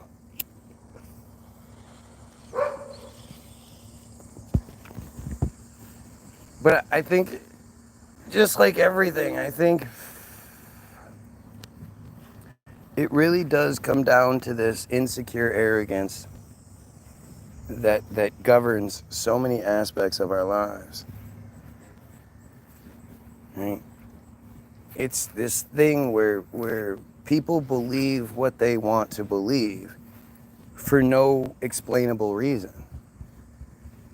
You can't ask any Christian why they believe what they believe. It'll just get this circular because I have faith kind of conversation going. Well, why do you have faith? Because I believe. Well, why do you believe? Because I have faith. It's embarrassingly stupid. But it's that arrogance that everyone seems to possess in spades, man. Everyone is the same way. You all just pick and choose. You believe in gravity because gravity was told, you were told to believe gravity. Did the comments get shut off? I still can't fucking... Whenever the comments slow down, I always wondered if they get shut off. But it's that arrogance that... You know, again, my wife constantly... You just want to argue with people. You just want to argue with people. And that's like, well, it sure would be weird if I wasn't. If I was going live insisting on being agreed with. And here, let's talk about, hey, you guys want to talk about what I did last night? Hey, let me tell you about the food I'm making. Everybody better like what I'm saying. No arguments. I'm trying to be the best me I can be.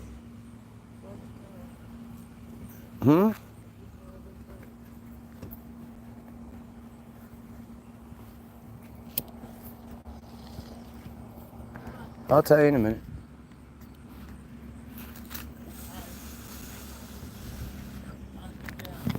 It's so... You believe in gravity because you fall towards the earth. So you have no idea what weight is? You don't understand that you fall towards the earth because you're heavier than the air around you? Notice how when you're in the water, you don't get pulled down. You float, especially with air in your lungs. Yeah, why don't you get pulled down through the water? Heavy objects like rocks do. What's the difference? Why don't we get pulled down?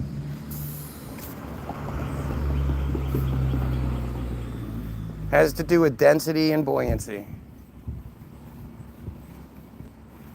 And just like how helium is lighter than the air around us, you put helium in a balloon and it floats. There's no force pulling it down.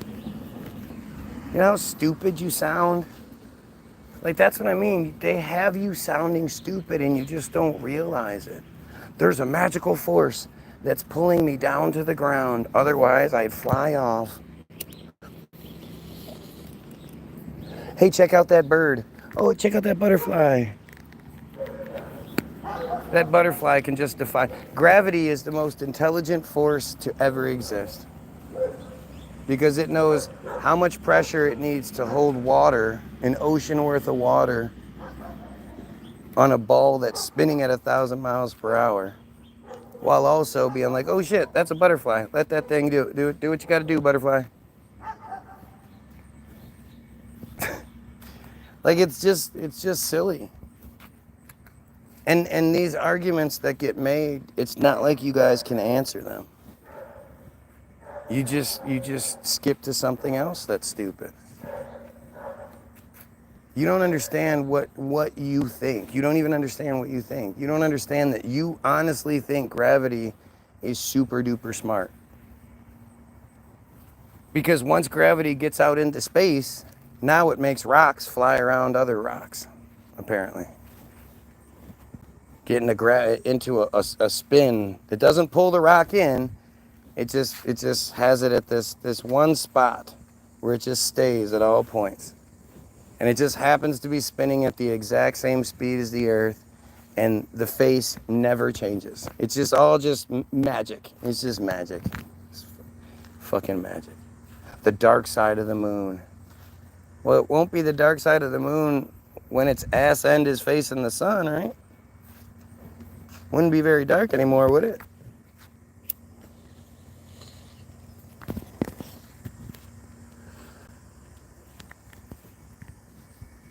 It's fucking stupid. It's all just, you know, it's like if you're so stupid that you say something like airplanes fly at thousands and thousands of miles per hour. And I say, no, commercial jets, they fly at around 500 miles per hour. And you say, no, they fly at thousands and thousands. And then I go look it up. And it says commercial jets fly between 400 something and 600 something. So 500 on average is a good guess. Or is a good average. And you literally read what it says to you. And you don't go, oh shit, guess I was wrong about that one. Oops, my mistake. You instead double down. Like, that's how stupid you are. That's, if you open up the books on Israel, you demonize Israel, stupid. You're definitely on a watch list. YOUR, definitely on a watch list.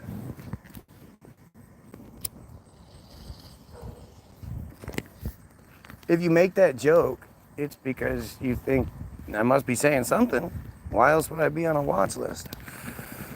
I'm not encouraging anything terrible.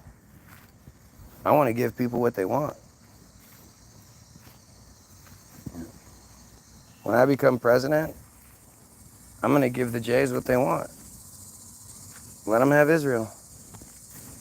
We'll bring all the Palestinians here. We'll set them up with a promise that whenever they want to return, if the land opens up to them, they're more than welcome to. But we're gonna ship them all over to Israel and let them fend for themselves. They don't need us anymore. That'll be the platform I run on, and we'll see how far I get.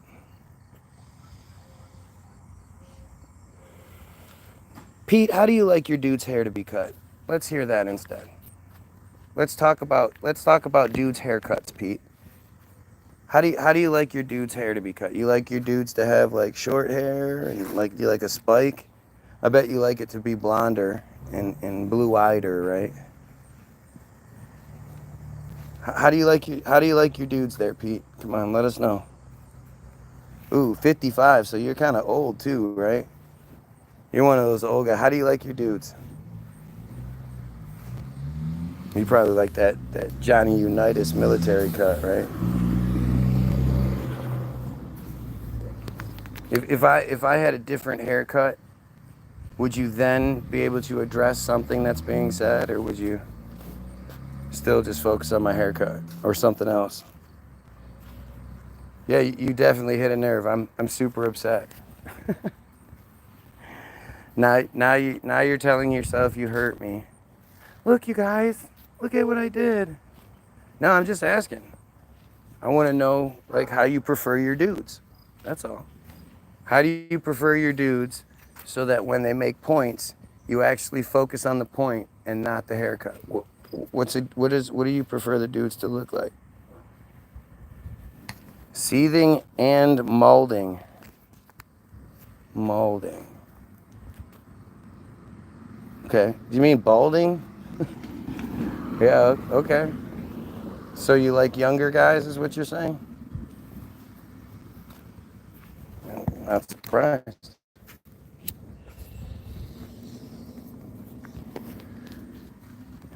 You're probably a Trump supporter. which means you're probably a pedo. I really don't think people understand just how bad the problem is. Just how many people out there, at the very least, exchange videos and links and pictures and shit. Pete will tell you all about it. He's probably involved in a few different Telegram accounts and whatnot. But I always ask you guys, how many pedo hunters do you know of, right? Oh yeah. So now someone on a submarine is actually here. That makes sense. So, people actually do something about it, unlike me. Again, I keep you pedos here for a couple hours. At the very least, that's good for me. But when you think about, how these pedo hunters out there, they do great work, no doubt about it. But just think about how many of them you know of on your own, just off the top of your head. And that's just a small handful of them. There are smaller local groups where you never hear about it. Like the algorithm would never show it to you. You'd have to find it. But there are there are so many people out there doing this really great work. A lot of them do some really goofy shit. Either way, any way it exposes them, I'm cool with it. Whatever. You can even do the goofy Jesus thing, which the hypocrisy in what you're talking about, how it escapes you, is always so interesting to me. But these guys are catching, if they're doing it like professionally, where it's a full-time gig for them, they're catching people every day, every 2 days. Sometimes they're catching multiple people a day. When Hansen does it, he catches, 10, 15, 20 people a day. It's outrageous how prominent this is. And that's just the people whose compulsion is so strong that they end up showing up. It's not balls. They're not confident. They're compelled. And they're so compelled to do it that they know that it's probably, like, if you just, I don't think I've ever seen one of those chat, back and forth that they show the example of. I don't think I've ever seen one where I thought, that sounds like what a normal person would say. A normal person is going to remind you that they're 15 over and over again, right? That makes sense.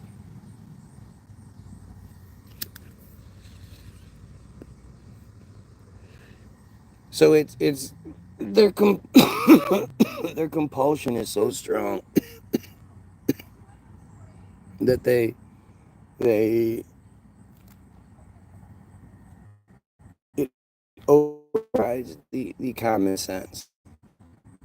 And that's just, this is a small portion of it. When you look at how many people hit up the decoys, it would freak you out. It's so many people. Hundreds of people will hit up a decoy. And I don't care who you are. If the person you're chatting to is an obvious teenager or younger, you have nothing to say to them. Nothing. Literally nothing. Like I don't care if you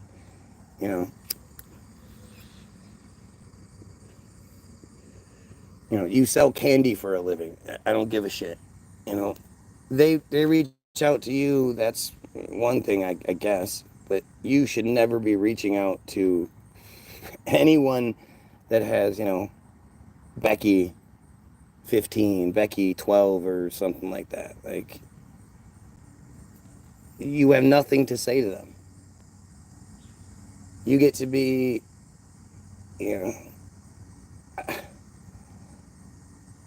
you can drive a car and you're trying to hang out with 12-year-olds, 11-year-olds, that's just fucking weird, right? Like,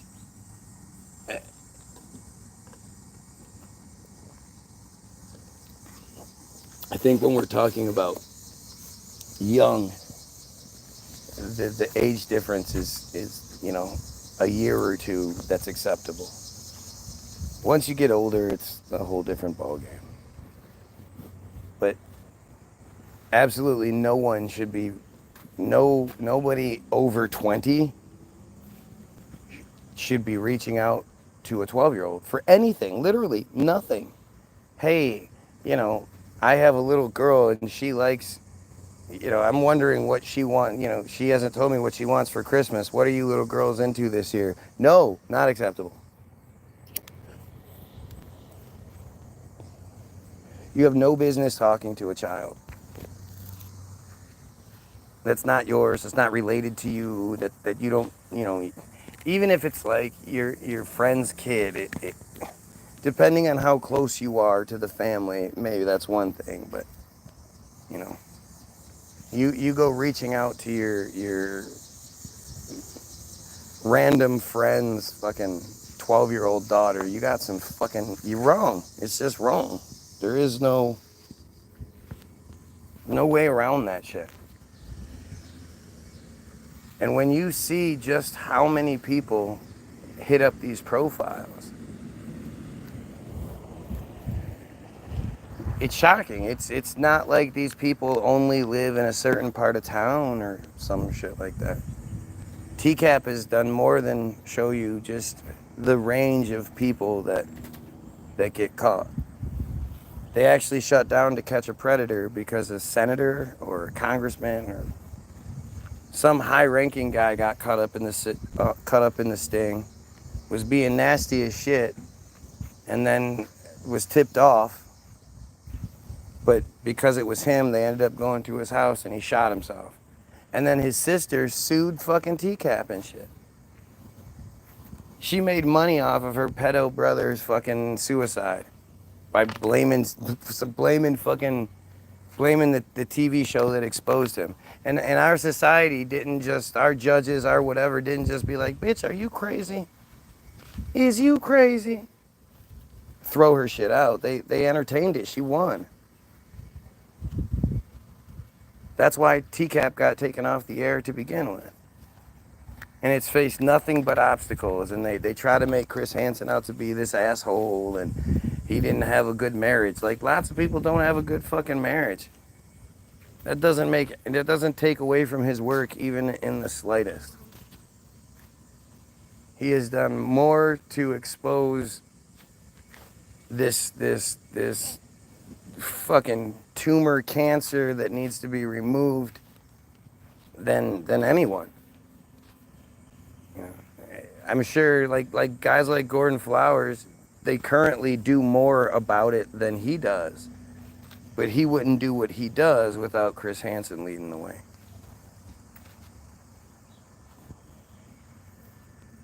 And if you don't support that 100%, I have all kinds of questions for you, right? I have all kinds of questions for you. Oh, buddy, look at this shit. Look at Pete the pedo, talking about Biden now. Because he's so dumb he votes for Trump, so that means I must vote for Biden. And this is a guy who knows that Trump is embroiled in all sorts of pedophile stuff, but he just overlooks it because, oh well, he's done some shit he's not proud of, so the president's done some shit, whatever. Like, it's just crazy. It's just crazy.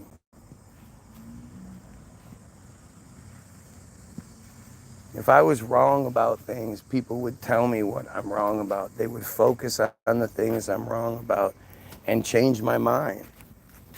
I would love to hear how anybody plans to change my mind. Let's see. What did I ignore now? I didn't realize. It's crazy. What thing was addressed? Pipe. Dude is ranting about Trump. Save yourself. You're gonna hit that. It's like you can try in a mini game. So where is somebody addressing what I'm talking about here? Yep. There's a lot of talking about how you would talk about it, but you're not talking about what I'm saying. Interesting. Interesting how we got this going on. Burger King's Wi-Fi. Do you think that's clever? That was clever to you? Wow. Yep. The guy that suggests that we kill pedos. The guy that's consistently talking about it and then having to deal with a bunch of people trying to change the subject and derail the feed. It's me that has the problem. That's how that works. Again, for all the people that get caught by those stings, each of their decoys, especially like the TCAP ones, they're hit up by hundreds of people. Hundreds of people. Trying to get pictures, trying to get, see if there's videos to be exchanged. Like this, it's one of the top fucking 3 businesses in the online world. The exchange of fucking child exploitation materials and just all sorts of horrific pornography. And videos along those lines, torture and shit like that. This is an incredible business. People are making money just left and right, and you would think our government would be able to do more about it. Like I would imagine if the government put, say, $3.8 billion at the very least into it every year, instead of giving that money to Israel, we might be able to at least put a dent in it. I know I'd much rather my tax dollars go towards killing pedos than giving Israel anything. And it's interesting how, like, again, who do you think is behind these fake ass profiles? Right? Who do you think is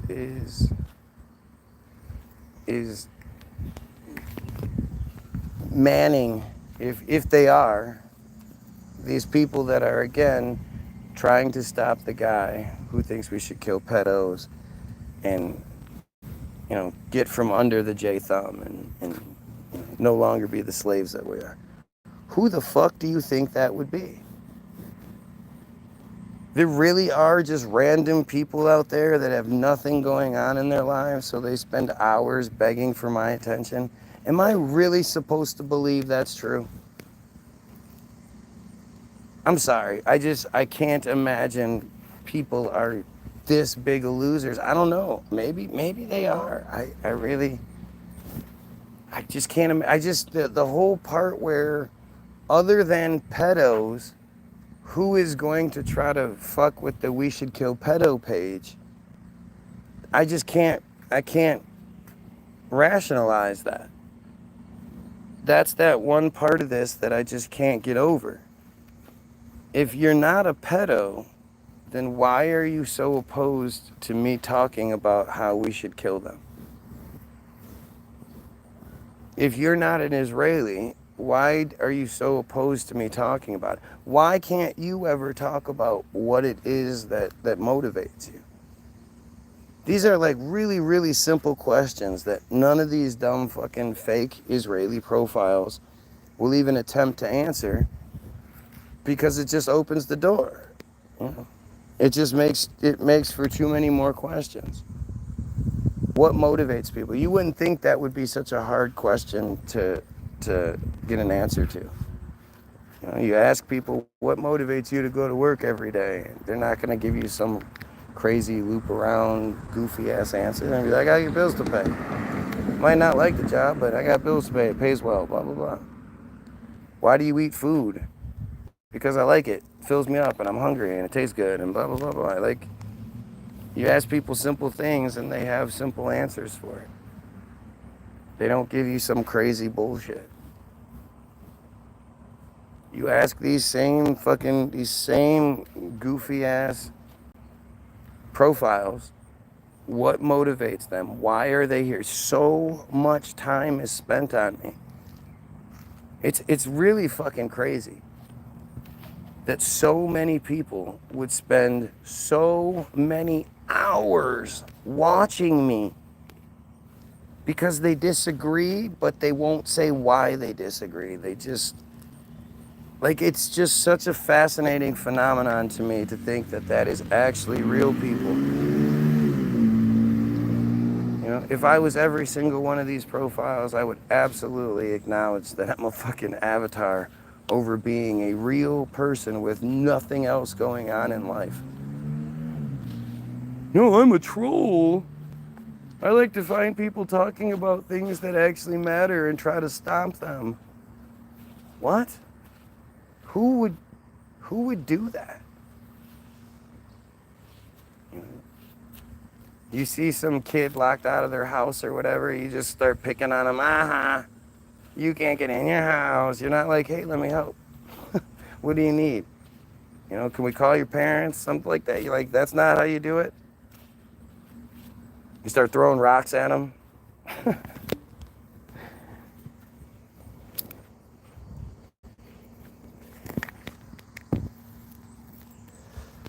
Every single one of these profiles has had the option to gain a little tiny piece of credibility. I've been telling people for quite some time, just make a simple little 5-minute video. You'll spend hours begging for my attention. You'll get my full attention. Make a video, call it Guy Williams Sucks, so I can search it out. Make a quick video where you're doing what I'm doing, where you're talking directly to the camera about how I'm wrong about this or that, and I'm stupid about this, whatever. You can decide. I'm sure you can figure it out. And I'll give you all the attention you need. I'll look at your video and I'll pull it up on the other phone and I'll show it, and we'll go through it. Don't put any music behind it, because then we can't show the video. And I know that's one of the tricks you use, but I should have said it the first time because I didn't know you would do that. But I've given you guys the option to prove that you're real. Just prove that you're a real person who clearly doesn't give a shit about pedophilia or slavery or genocide or anything like that. Just prove it. And not one of you has taken up the challenge. Not one. There's been several profiles that said they were going to, but they never did. And then there was one that claimed they did, but instead of making a video where they're talking about me, they made a compilation video of clips from all sorts of videos from the past, 10, 15-second clips of me saying things that hurt their feelings, I guess. In between bits of Israeli propaganda. Different Israeli propaganda videos spliced together with bits and pieces of things that I had said throughout years of videos. So they had all of these videos, ready already. They knew, they time-stamped everything, and apparently they have their greatest hits, I guess. And they put together a 5-minute video about me, kind of. Like, I mean, again, it's not somebody doing the thing I asked. Just show your face. Not one time is a face shown. But instead it's like they put in so much effort to make this video about me. I find it fascinating. How could anybody give a shit, that much of a shit about me, while pretending that they don't? That's some like, look, I made a collage about you. Look, I made a collage. Like, that's some weirdo shit, but that's what it is. This guy is really convinced that Israel knows who he is waging psychological warfare against him on YouTube comments. Oh, well, hey, let's see about that. I wish there was some way to prove this argument one way or another. Well, first of all, let's look at the IsraelNationalNews.com. Good thing you brought it up. Moetzet Yesh, in conjunction with My Israel, has arranged Instruction Day for wiki editors. The goal of the day is to teach people how to edit in Wikipedia, which is the #1 source of information today in the world. As a way of example, if someone searches the Gaza flotilla, we want to be there. We want to be the guys who influence what is written there, how it's written, and to ensure that it's balanced and Zionist in nature. I came here to learn. Okay, so that's Naftali Bennett, future and former Prime Minister of Israel, bragging about how they control Wikipedia. Okay. So now we use Wikipedia and we look up Team Jorge. Team Jorge is a name given to an outfit of Israeli contractors specialized in the use of malign cyber activities, including sabotage and bot farm run social media disinformation campaigns to manipulate the outcome of elections. So they can do that with elections, presidential level elections, but fucking with a YouTube feed, that's impossible. The group was exposed in February 2023 after an award-winning undercover operation by journalists from Israel and France as a part of a consortium of investigative journalists coordinated by Forbidden Stories, lots of journalists, US, UK, all over the place. The organization has been active since at least 2015, since just before Trump lost the election, but then, by 2.7 million votes, 2,700,000 votes. And then the AIPAC swamp put him in anyway. The AIPAC swamp he was promised he was going to drain, put him in anyway. But the organization has been active since at least 2015 on paper, and boasts of having manipulated 33, gotta love that 33, presidential elections, many of them in Africa, at least 4 in Africa, don't worry, white people. And in 27 cases with successful results. 27 out of 33 times they tried to manipulate a presidential election, they were successful. Their activities were revealed following a 2022 sting operation carried out by 3 undercover journalists who posed as prospective clients and filmed their interactions with Tal, T-A-L, Hanan, H-A-N-A-N, the group's leader and former Israeli Special Forces operative, in which he explained the inner workings of the organization. He said they have existed for more than 2 decades and have been engaged in propaganda and disinformation activities in more than 30 countries. Their services have been available to government intelligence agencies, political campaigns, and private companies that wish to covertly manipulate public opinion. One of the organization's primary tools is a software package called AIMS, Advanced Impact Media Solutions. The software automates centralized control of thousands of fake social media profiles from Facebook to YouTube. They're capable of generating 30,000 profiles at any given time. And what do you think censorship would look like? Would it look like somebody who at one time had over 100 viewers or almost 100 viewers, but now is stuck at 12? No. A guy who had 12,000 some views yesterday? No. So just in case you think the automated acknowledgement that they control social media wasn't enough, that they have this advanced avatar system that they use to attack people that whoever wants to be attacked. So if you have enough money, I guess you can hire them, but they're an Israeli black ops organization. So they're a government-funded, one of many Israeli black ops organizations. But then the other side of that, there's ACT.IL. ACT.IL was a social networking service used by supporters of Israel to oppose online anti-Israel content such as the BDS movement. Its activities were referred to as a, quote, online propaganda campaign and, quote, a virtual situation room for pro-Israel experts. ACT.IL directed its users to missions to like, comment on, and share pro-Israel related materials on social media. It also asked users to flag, report, and respond to criticisms of Israel. Users were guided on how to respond, which might entail writing a reply using the provided talking points or sharing or upvoting an allied comment. So, math. So, let's see. Just all of this shit. All this shit. Sex thing, I don't know. We haven't had a lot of those today. We're actually having quite the different. But just the shit they say. Math, schizophrenia. I don't really remember them all. I'm sorry. That doesn't matter enough to remember. But lots of these provided talking points where they all seemingly say the same stupid things instead of answering the comments. The app also provided users with ready-made memes for promoting Israel's perspective for them to share. By completing missions, they earned points, unlocked badges, and had their scores displayed on leaderboards. They got prizes and shit. They made it a video game to fuck with people like me.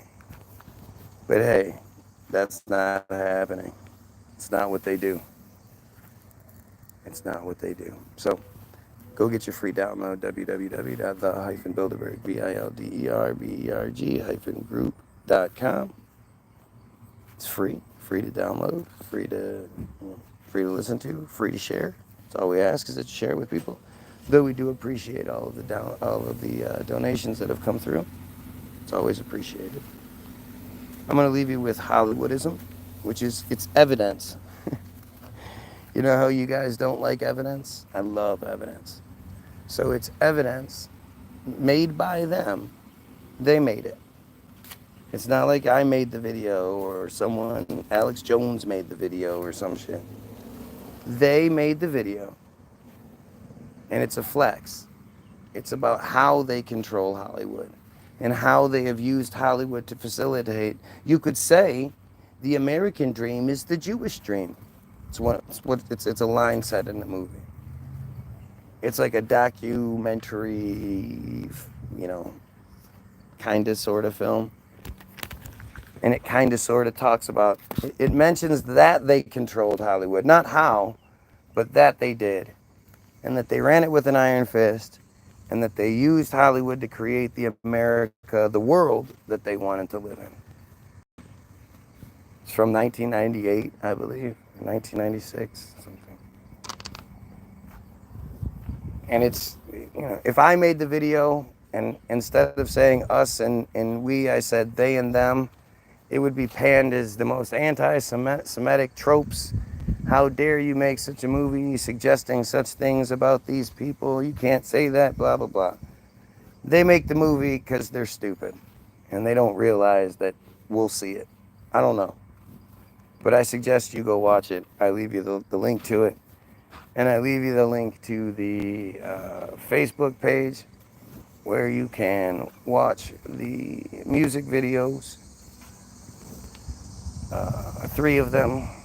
Donald Trump Hates America, COVID Sauce, and Sleight of Hand Job. I think I like COVID Sauce the best out of the 3. But who am I? So go check all that stuff out. All of you dumb pedos. Go make your Guy Williams Sucks video so tomorrow we can look at them all. I'm begging you. I'm begging you to prove that you're real. That you're not, and that you're not obviously one of the, like, it's amazing to me they haven't hired actors to do it yet. But please, make a video about how shitty I am. And then, because, you just want that shit to go viral. No, you can delete it after I show it. Okay, since you don't want to go viral. Since you can make videos that go viral. You don't choose to, but you could. And if you make a video about me in particular, it's going to go viral. But you could take it down. But just tonight, make the video explaining why you're so obsessed with me. Why are you so obsessed with me? Come on, please. I'd love to know. Just short 2, 3, 4, 5-minute video about why you waste so much of your time coming here trying to change the subject and avoid what I'm talking about. please, just one of you do it, I guess. I'd love to have multiple videos of you all doing this. Because, I mean, don't do it, actually. No. How about, yeah, don't make those videos because it will hurt my feelings so much. And I don't want my feelings to be hurt.